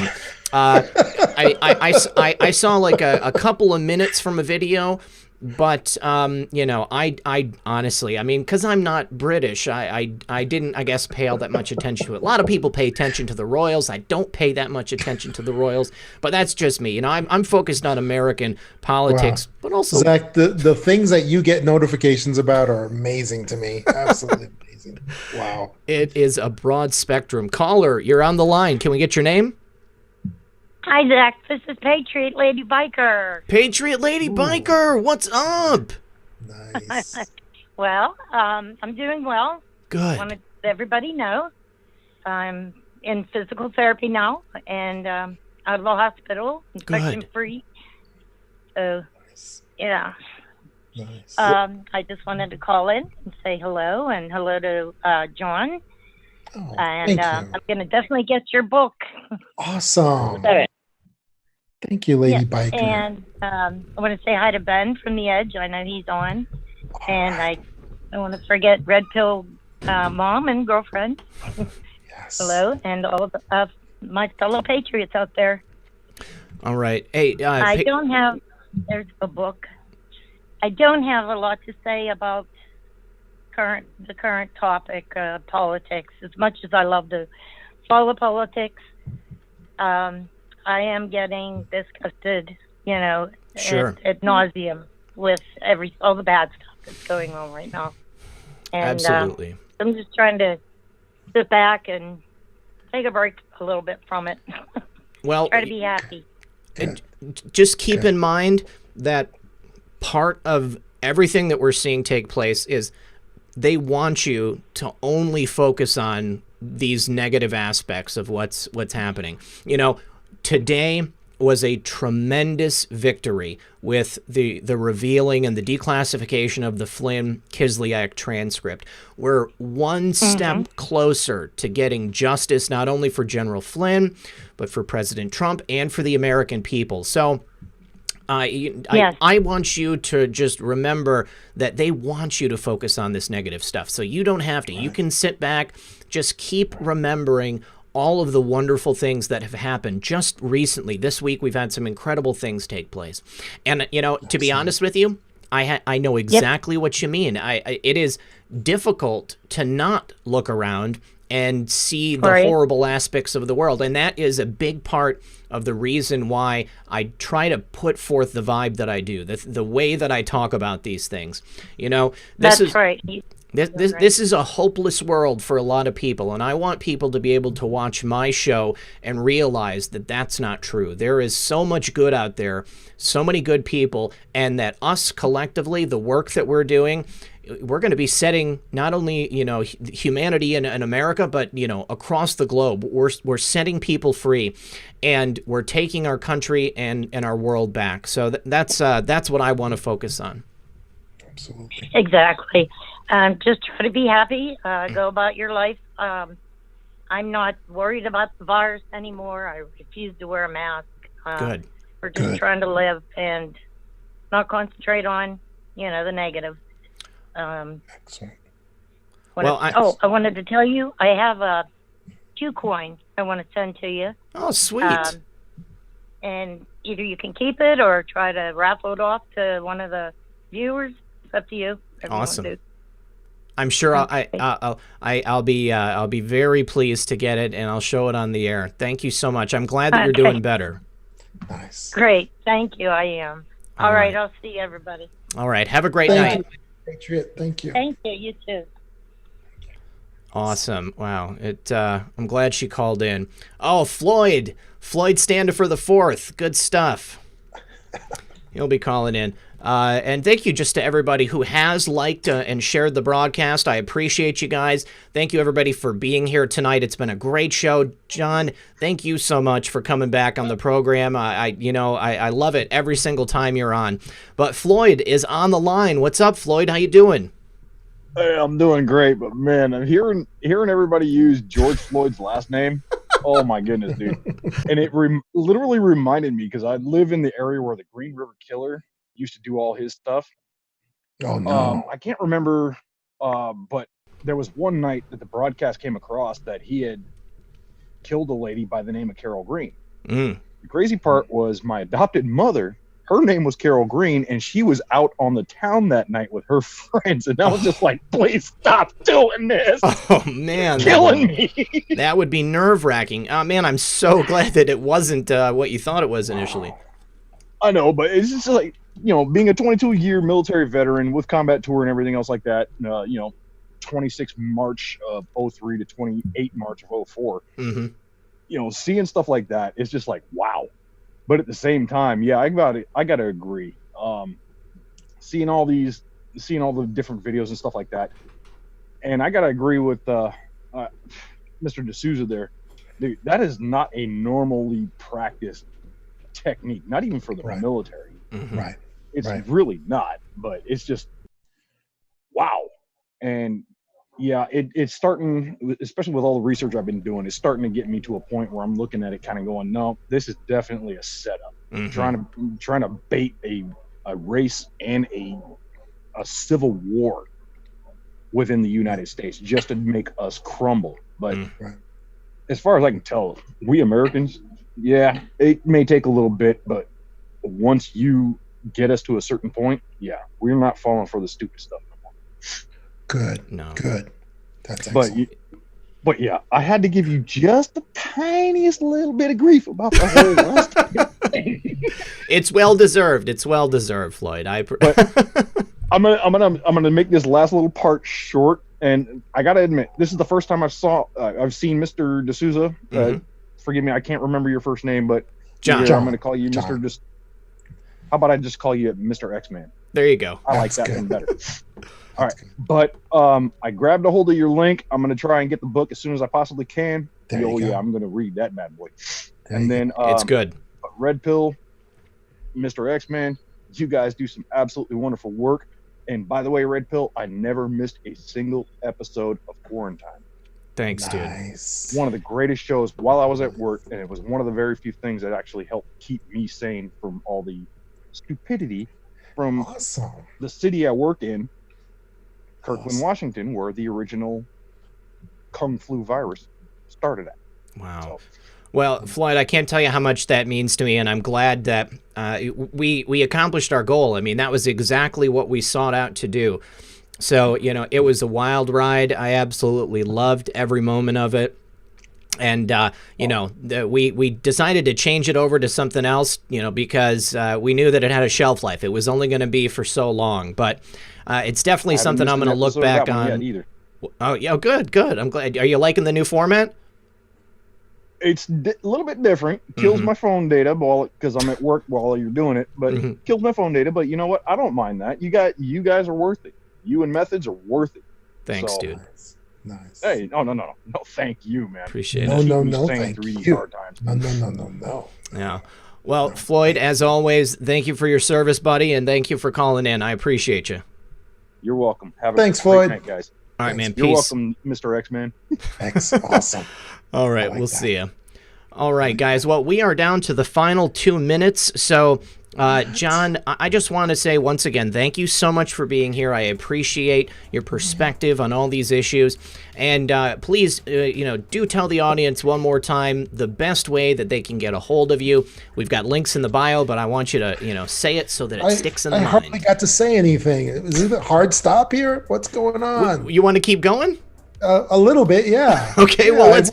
I mean, if we can. We can. I think that the audience will appreciate it. I'm going to give you the floor, John. You can say whatever you want. Okay, listen. I wanted to tell this story because for the police officer X2 from before, I wanted to tell her this story, and any other police officers that may be listening. And this is from the Power Investigators. It's a very, very famous story. And if X2 is still listening, I'd like her to write in that if she knows this story, because it's very famous. It's called The Red Shirt, and it's very relevant to right now with the riots and everything. There was a female police officer who was driving in an unmarked police vehicle, and she was driving, and she's in an urban area. And there's this corner with a knot of young urban gentlemen who are trading drugs and money and doing stuff back and forth. And she actually stopped her vehicle like maybe 100 yards short of that corner. And she stops. She starts looking at them. And then suddenly they see her unmarked vehicle, and like many savvy criminals, they knew right away that she was a police officer. And this knot of like maybe 15 young urban gentlemen disperse immediately. They say, "It's a cop! It's a cop!" And they disperse immediately in all different directions. She gets on her radio, and she says this. She says, and this case is also taught at police academies. She says on her radio, because there's other police in the perimeter. They're in the perimeter doing some kind of operation. So she gets on her radio and she says, the one who's in the red shirt, he's got a gun. Get that one.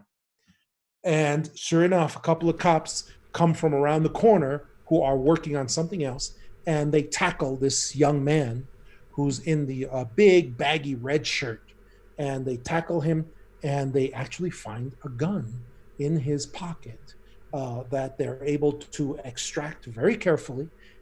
They ultimately run tests on it, and it is linked to 2 murders in the immediate area. Now, then she then comes forward to her sergeant, and the sergeant says, because they want to preserve the gun as good evidence and so forth, she says, and they say to her, "How did you know? There was no way you could have seen." They all had very baggy clothing on, baggy pants, baggy shirts. There was no way you could have known that he had a gun. What was it? How did you know that? And there's rumors that maybe he was an informant of hers that's gone bad and decided to turn him in. And she told the sergeant, "Look, I just got a feeling. I got a download. I had a vision that I knew he had a gun. I could see that gun in his pocket somehow, in my mind, not physically, but in my mind. The download. So the sergeant took her aside and said, okay, don't ever repeat that to anybody in the world, okay? And then he told her the correct language that she had to use in order for that gun to be preserved as good evidence for these murder charges to go forward. And he told her, you have to say, due to my knowledge, skills, and experience in this area and the type of traffic that goes on in this corner at a regular basis, I was able to surmise from the clues and the actions of the actors in this area that I felt it was very likely that this particular individual was most likely armed. Sure. According to my reasonable suspicion. And so they were able to re-educate her on how to talk about these things and how to say these things correctly so that evidence could be preserved. And that's what she did.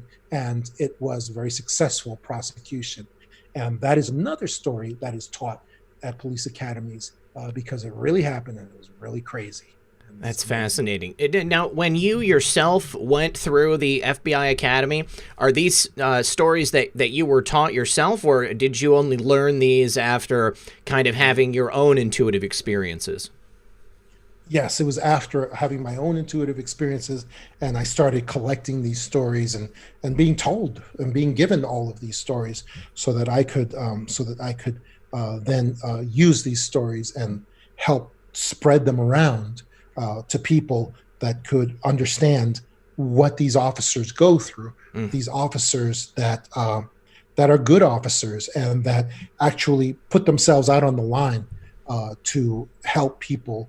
Sometimes with extraordinary abilities that they have to kind of keep hidden, sort of. Now, is this the kind of thing that law enforcement officers will openly discuss amongst themselves? I mean, and then because I mean, this is obviously you are the first law enforcement officer that I've ever spoken to about these things. So I mean, so please, how is it? No, they do not speak of these things openly in the general population, so to speak. But they will speak to someone like me, someone who has a reputation already for dealing with the paranormal, dealing with supernatural topics. And so they will find a person like me, like a laser beam, and they will regale me with these extraordinary stories of what has happened to them. I had a young lady, it's in the Para Investigators, a young lady with a story called "Throw It Down." She was actually an FBI. She was actually attached to an FBI squad, FBI task force, and they went into an apartment that was a second floor apartment, and they put her in the back. You know, rookie always gets to be put in the back to cover the back entrance. Well, in this case, the back entrance was a second floor window that opened up to a fire escape, and they gave her the shotgun, and they said, while we break in the front, you just watch that window, and you just watch if anybody comes running out of that window down the fire escape, you just get them. And so she stood out there. It was like her first few months in the actually it was the FBI. She was actually first few months in the FBI. She was very nervous, but she watched that window, and she heard all the banging and as the main task force went in the front door. She heard all of it, and she was watching that window intently to see if anybody came flying out of that window. And she had her shotgun ready, and then suddenly she felt a shadow pass over her. Oh wow! And there was a young man in a wife beater shirt, and he had the drop on her because he had a freaking cannon pointed right at her face. She turned around, and she was just frozen there for a second. And then she realized he was looking up at the same window that she was looking up at sideways. And she realized he came to actually climb in that window, not come out of that window. That's what it looks like. And then at that moment, she heard in her mind, she heard the words, "Throw it down." And she heard very loud in the back of her head. And she kept on looking at the young man to see if he was moving his lips. He was frozen with the gun right on her. And then she heard it again, "Throw it down." And she didn't know what was happening. And then a third time, she heard, "Throw it down." And her arms dropped the shotgun to the ground, like involuntary reflex, like they weren't, like it was not even connected with her mind. And the young man who had the gun on her, it was like he just woke up. He just kind of woke up. He threw the gun into his baggy pockets, and he turned around and he ran out of there, out of the alleyway, as fast as she ever saw anybody disappear. He was gone. So was he telepathically controlling her to get her to throw the gun down? That's an excellent question, because that's what she asked me. She actually told me about this incident. And when she did, she had tears in her eyes because it was a traumatic event for her. She said that she didn't know why this voice came out to her, or why she listened to it, or why she threw her gun down. But she was concerned she was going to be fired because she did this. So she grabbed her shotgun up and she went up to the main project where everyone was, and she saw no one had this young man on a chart. He was not one of the people that was wanted. So she felt a little better about that, but she never told anybody about this incident because she would be branded a coward. She would be branded and she would be given all kinds of problems. So she never really told anybody about this incident until she told me. And then I was able to tell her, no. That voice was not coming from the young man. That voice was like your higher self. It was an entity that helps you, that comes to you in times of crisis. Like a guardian angel. Yeah, like a guardian angel. As a matter of fact, I wrote a whole other book about it called The Clear Hearers. Wow. And it also has many experiences in it, like that one that this young lady had.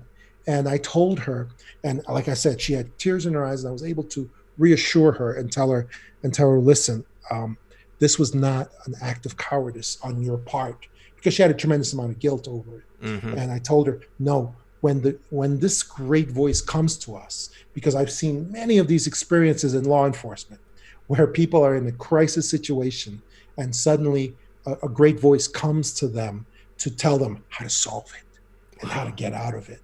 And it's always the same. It's always this amazing voice that comes out, sometimes from the back of their head, sometimes it comes from their chest, but it comes from somewhere. And it helps them. It saves their lives. And I told her, the great voice came to you because it sees further than what you see. And if you had not done what you did, there are probably a lot of lives would have been lost, not just yours. And the source of the great voice can see that. And that's why it commanded you to throw it down. And that's what you did. And you did the right thing. I told her. And that was good. That is amazing. That is absolutely amazing. Danielle Battelle says, "Hey John, you liked 4 of my tweets. LOL. I was so stoked and read it's battle like fight. LOL. And read it's battle like fight. Okay, battle. Danielle Battle. LOL. I love you both. Never miss these live streams where we go one, we go all." Thank you, Danielle. Chef Dan says, "Keep going, John. Don't stop." Chris Hawkins says, "I really like the 14 thumbs down. Thank you for blessing us with your time. We love you and welcome you. Let my brothers bring you up to speed. Okay, all right." And then Lisa Wareham says, "Been hanging out with RP78 and the awesome Patriots here for the last couple of years. This is my news now. Blessings all. John, rewatched season 1, episode 1 of the X-Files after seeing you talk about it. What a fun job you had." And you know, John, I actually saw someone in the chat mention, why do we... Wait a second. I know, we're going to clarify. Episode 1 was torture. I was tortured. That's not right. So I saw at least one person in the chat ask why we refer to you as the real-life X-Man. So, John, let's just pretend that everybody here is only coming across you for the first time. I mean, what is that? In the 90s, I was in the very early 90s, I was in the FBI, and I got involved with a lot of paranormal cases through a series of incidences. And a lot of these cases were what we call off the book cases, things that never really made it into FBI files. And so I kept a notebook I kept a notebook of these cases where I wrote everything that happened. Well, later on, and actually this started in the 80s, and then later on, that book was taken. It was my OTB book, off the books sketchbook, and it was taken by a couple of these FBI agents who retired to Hollywood to become consultants on television shows. And I very strongly suspect that they took my book and they were able to get it with Chris Carter, who made the first season of the X-Files. And many of those cases came from my sketchbook. And also, FBI brass recognized the same thing because they called Chris Carter on the carpet after that first season, and he talks about this today. He was interrogated by them as to who was giving him information about those cases and what was going on with that. And he said he got the feeling they were going to shut down his show. Well, I was at the other end of that call also, that conference call as well, and they were questioning me about that and how, was I giving information to Chris Carter? I was able to say no, because when you're in the FBI, you can't lie. You have to tell the truth. Sure. So I had to. That's actually a real saying. That's a real thing. So I did tell them that no, I did not. I did not have contact with Chris Carter. He was not getting case information from me, and Chris Carter was eventually. He said to them, "Well, tell me more about these episodes that you're questioning, and I'll try to track down how I got the information for those episodes." and the brass was finally, they just said, "Okay, never mind. Everybody just go back to your corners. Let's forget this ever happened, and you can continue your show, and we'll just pretend that this never happened." And so that's what happened. And I think that I think that the first season of the X-Files was the best, actually. I think most people would say that, yeah. Yeah. And the others were pretty good also, but I don't think they were at the level of that first season. So, and that's why after that incident, after I got called in by the FBI, the other FBI agents started telling me I had been demoted from G-Man to X-Man, and they called me the X-Files guy, or the X-Man for short. And that was how I got that name. Are you ever going to be, will there ever have enough time that has passed that you'll be able to specifically talk about cases that you've been involved with? Because I know that when we had first met, you had said that you couldn't go into detail on these specific cases. And I didn't know if that was, just a professional courtesy, or if there is a statute of limitations on information. No. And the answer to your question is yes, I will be able to give out all the information about my cases, but I'm going to have to just label it fiction. That's the only way I can do it. Okay. That's how I will ultimately do it, because that's the same way the X-Files did it. Right. So I will do it eventually, and I will have to label it as fiction. It's the only way to do it. Well, John, did you have any other stories that you specifically wanted to tell us tonight? Oh my gosh, I have so many. I have so many. But let me ask you this. Do you ever, maybe I'm thinking of quite frankly, do you ever have like a night where you do scary stories? Oh, yeah. We've done it here a couple of times. Yeah, we've had, yeah. Okay, because I'd like to be included in that one time. I'd like to, because I have a lot of stories that are, well, they're scary. I mean, that's the only way to say it. And they're really kind of a different category, and there has to be warnings, I think, to people who will listen to this stuff, because sometimes I've taken these stories out, the scary ones, to people in conferences, and I've gotten, sometimes I've gotten complaints that they weren't ready. They weren't ready for this stuff. Well, we'll schedule that after we get off the stream, because I would absolutely love to have our next Scary Stories to Tell in the Dark episode with you, sir, for sure. Oh, that'd be awesome. That would be awesome. And it doesn't have to be just me. I mean, but I would like to be, scary story milieu sort of. We'll do a round table. I mean, that's what we do. We'll have generally I have a couple of people here on the line, and then we'll also have some people call in. Let's see. Lisa Wareham, thank you again. Son of a Green Card said, RP John Solomon just said that the White House is locked down. Can you cover or verify that on the air? Link in the DM. It is true. It is true. I did see that before John and I got on the air, and that's what I mentioned about protesters attacking the White House.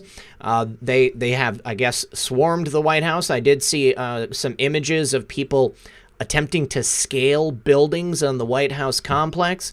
Looks like there is quite a bit of craziness taking place in D.C., but yeah, the White House was locked down. To the best of my knowledge, it probably still is, just considering what's going on. EO2 Dave says, it looks like you're drinking moonshine in that jar, Red Pill. John, don't stop talking. Well, yeah, go ahead. Tell us another story. It's a good thing that Trump doesn't actually stay at the White House overnight. So, you guys, go jump over the fence, go do whatever you want, because Trump's not really there. And I don't want to say any more than that, because I don't want to compromise his safety. But if anybody thinks that he's really in there overnight, he's not. So don't even think for a second that you're disturbing him, because you're not. I have another story from the para investigators. It is called the smoothie. It is called the smoothie, and it is a very it's not scary, but it is crazy, and it is true. It was a little sensitive to tell this story because it was a very historic case in New Jersey. It was a very historic case in New Jersey. But anyway, there was this. But I think they also talk about this case at what do you call academies? At academies. Mm-hmm. Here's what happened. There was a state trooper going down the turnpike, the New Jersey Turnpike. Okay, he was going down the New Jersey Turnpike, and he's just driving in sort of, the traffic was like halfway there and halfway, not too congested, but a little bit congested. He's driving across a turnpike. He's driving through the turnpike, and as far as I can remember, or it may have been the green. It may have been the Parkway, the green, the Parkway. But it was one of these major roads, and with one median, one of these cement medians going down, dividing like 4 lanes of traffic, and then another 4 lanes of traffic divided from it. And he's driving down, and suddenly he's in the center median. He's in the center lane, and there's another person on the other side in this really nice looking luxury sedan that's it's black. It's very nice new vehicle, and there's a young black man in that vehicle, and he passes by the state troopers vehicle. They pass by each other kind of at a slow rate of speed because traffic is getting a little more crowded here, and they kind of pass each other, and they kind of look at each other, and it's like one of those moments you see at the bar where like you see a special person across the bar and their eyes lock in this eternal moment, and they just feel this love and all this. Well, this was similar to that, because he kind of locked eyes with this young man in the sedan going in the opposite direction, and they kind of looked at each other, but inside of his head, and he saw the young man's lips move, but inside of his head, he heard the words, "Oh shit." This really happened. He heard that loud and clear in his head. He heard that in his car. So he speeds up. He breaks out of there. He speeds up, goes up on the median or the shoulder, or whatever, to speed up, get to the nearest crossover, and then come back and chase that car down and pull it over. And he pulls it over, and he pulls out, and he sees this very well-dressed young black man in a suit, dressed immaculately, in hot weather, and the guy is perfectly kempt and dry, and there's just There's nothing in the car except a suitcase. It turns out. So he starts questioning the driver because he really doesn't have anything. I think he came up with, I thought I saw you swerving. Thought I saw you swerving in the road, and he didn't say, I heard you say, oh shit. Right. I don't know. Am I allowed to say that? That's what actually happened. So I have to. There's no other way to say it. Yeah. But he did say, I thought I saw you get alarmed, and I think you swerved the car, so that's why I'm pulling you over. So then he starts asking him questions. He starts saying, well, where are you coming from? No, I'm coming from Hershey. I'm traveling to Hershey, Pennsylvania. I'm coming from Parsippany, New Jersey, and I'm driving up there. And oh yeah, how long is that? Well, how long of a drive? 160 miles. He knew exactly the miles. He had perfect answers for every question the guy gave him, that the trooper gave him. I mean, he was just perfect. He's like, and he was so cool, cool as a cucumber. He's like, oh yeah, you think I swerved? He's like, maybe I did. I don't know. It's maybe I did. I don't know. I don't know what. Maybe that did. It's fine. I'll answer whatever questions you. Have you had anything to drink? Oh no, I don't drink. I never drink. I maintain, the temple of my body. It's very important to me. My good health. I don't drink. I don't smoke. It's something that goes. You want to know good health. Working out is very important. So he was what we call a smoothie. All right. He had every answer. He was very friendly. He was very gregarious. He was very positive individual, and it was just amazing. And the trooper was looking into the interior of the car. The car was immaculate. There was nothing there except his suitcase. That was it. And he said, and the guy was like, okay, I'm just I'm business. I'm a businessman. And my business is, I'm in sports equipment, and that's what I work on, because it goes in with my fitness regimen, and it's very good. And so then he finished running his license and his tags for any warrants or that the car was proper and all that. And he was just he didn't find anything. He didn't find anything, and it didn't fit.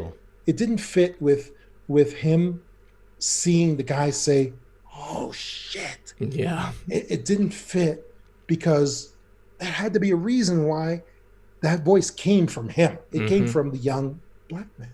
It came from him. It wasn't from his higher self or something like that. So he knew that voice came from him, and that he said those words because he was concerned. So then finally, he's just exhausted. He's got nothing else he can try to rattle this young man with. He couldn't do anything to develop probable cause. And then the young man is just he's bringing his license back to him, and that would be the end of the encounter. And he's saying, okay, I'll give you your license back, and I think we're done. We're good. And the young man just says to him, well, I just love the work that you guys do, and you guys are awesome. You guys are awesome in the work that you do out here on these highways. That's really difficult work. I mean, if ever there's anything I could do to help you guys, you let me know. And then he reached for his license, and the trooper pulled his license back and said, you know what? Now that you said that, he says, it would really help me out if you could just let me do a real quick search of the vehicle. Just because you just said you would like to help me out. Well, with my bosses, it's kind of a checklist type thing, where if I can just do, a certain number of searches on vehicles, it just helps me out, with my quotas and things like that. Right. So if you really want to help me out, that would be the way you could do it. And he put his license in his pocket, in his own pocket, waiting for his response. And the young man, Smoothie's demeanor completely changed. He was no longer smooth. He was putting his hands on the wheel. He was kind of had his foot on the gas pedal for a little bit harder than he should have. And he looked like a young man that was calculating the idea of just taking off. Yeah. And then he said, he took a breath and his shoulders dropped. In law enforcement, when the shoulders drop, is even if they drop just a centimeter, it's a universal signal that the person has given up. Oh, wow. He's given up keeping the truth from you, whatever. And his shoulders dropped and he just said, well, okay, I'll let you search the vehicle and I'll pop the trunk. And, but I want you to know this really isn't my vehicle. I mean, I borrowed it and, anything that's in there. Okay, pop the trunk. It was the single greatest seizure of pounds of cocaine ever by a single officer working by himself in the history of New Jersey. It was amazing. It was amazing poundage of cocaine that was wrapped up very neatly in that trunk. Wow. And that is the story of the smoothie. He oversold it. Just by a little bit. Just by a little bit. If he just hadn't pushed that tiny little bit at the end, he could have driven off. Oh, man. Well, things happen for a reason. Well, listen, John, this time we actually do need to sign off because I myself need to go to the bathroom and I can hear the dogs in the background. So, Team Muffin. Yes, that's right. Team Muffin, and there's also Team Chi-Chi. Whoever you want to be, put it in the chat, #Muffin or #Team Chi-Chi. Let us know. So, John, tell everybody where they can go to find you and what you have coming up in the future. Yes, everyone, please check out my website for events at johnthamabooks.com and buy directly from the author, 20% off of books using code FBI, of course. And also on my website, you would see events such as I have all my conferences have been turned into webinars because of the COVID-19 crisis. Mm-hmm. So I have Portal to Ascension coming up. I'm doing that with, and that's an online webinar. I'm doing that with Laura Eisenhower, the great Laura Eisenhower. Oh, wow. With the brilliant Dr. Michael Sala and Neil Gower. That's June 27th, 10:30 a.m. To 6 p.m. It's the all-day seminar. And you go to portaltoascension.org for tickets. Tickets are $55. Then also, I have a Portal to Ascension webinar also on August 1st, 2020, and that is by myself. It is Truth Investigator Workshop. Truth Investigator Workshop. I'm doing a certification course. I'm developing a certification course for truth investigators. That's awesome. And it's also titled Case Investigations and Uncovering Cabal Deception. Ooh. And that's going to be my own seminar from 12 p.m. to 2 p.m. Pacific time. And that's $33. So like I said, those are my events. Those are the most recent, the most upcoming events. And that's coming up. So please check my website for events. Also check my Twitter, John X DeSouza, Twitter, Facebook, John X DeSouza as well. And but Google tells me everybody just Googles me, and Google has a nice thing set up for me that shows all my books, all my social media links, everything. So it's pretty cool. It's better than Wiki. Good stuff. Good stuff. Well, listen, you mentioned Dr. Michael Sala. He's actually going to be on the show tomorrow. We're going to be talking about Antarctica. So this is a show that people have been asking me to do for quite some time. So if you guys are here and available. Brilliant researcher. Also, please ask him about the nuclear missile over Hawaii. Oh, I certainly will. And what really happened there, because the people of Hawaii were almost incinerated. Oh, wow. And that really happened. Yeah. And you gotta ask him about that. That's excellent. Well, you guys keep me on task tomorrow for that. If I forget to ask him, then just remind me in the chat. Thank you to everybody who was here tonight. I'm so glad that we were able to do this extended edition with you, John. I really appreciate it. And I am looking forward to the next time that you come back on the show. All right, everyone. Thank you, Zach. John. Great stuff. Thanks to your audience. They're great. They are awesome. Thank you so much. Yes, they are. They are the best audience as far as I'm concerned. All right, everyone. Good luck and God bless. We will see you tomorrow night at 9 p.m. Eastern for Dr. Michael Salla, and we'll talk to you soon. Awesome.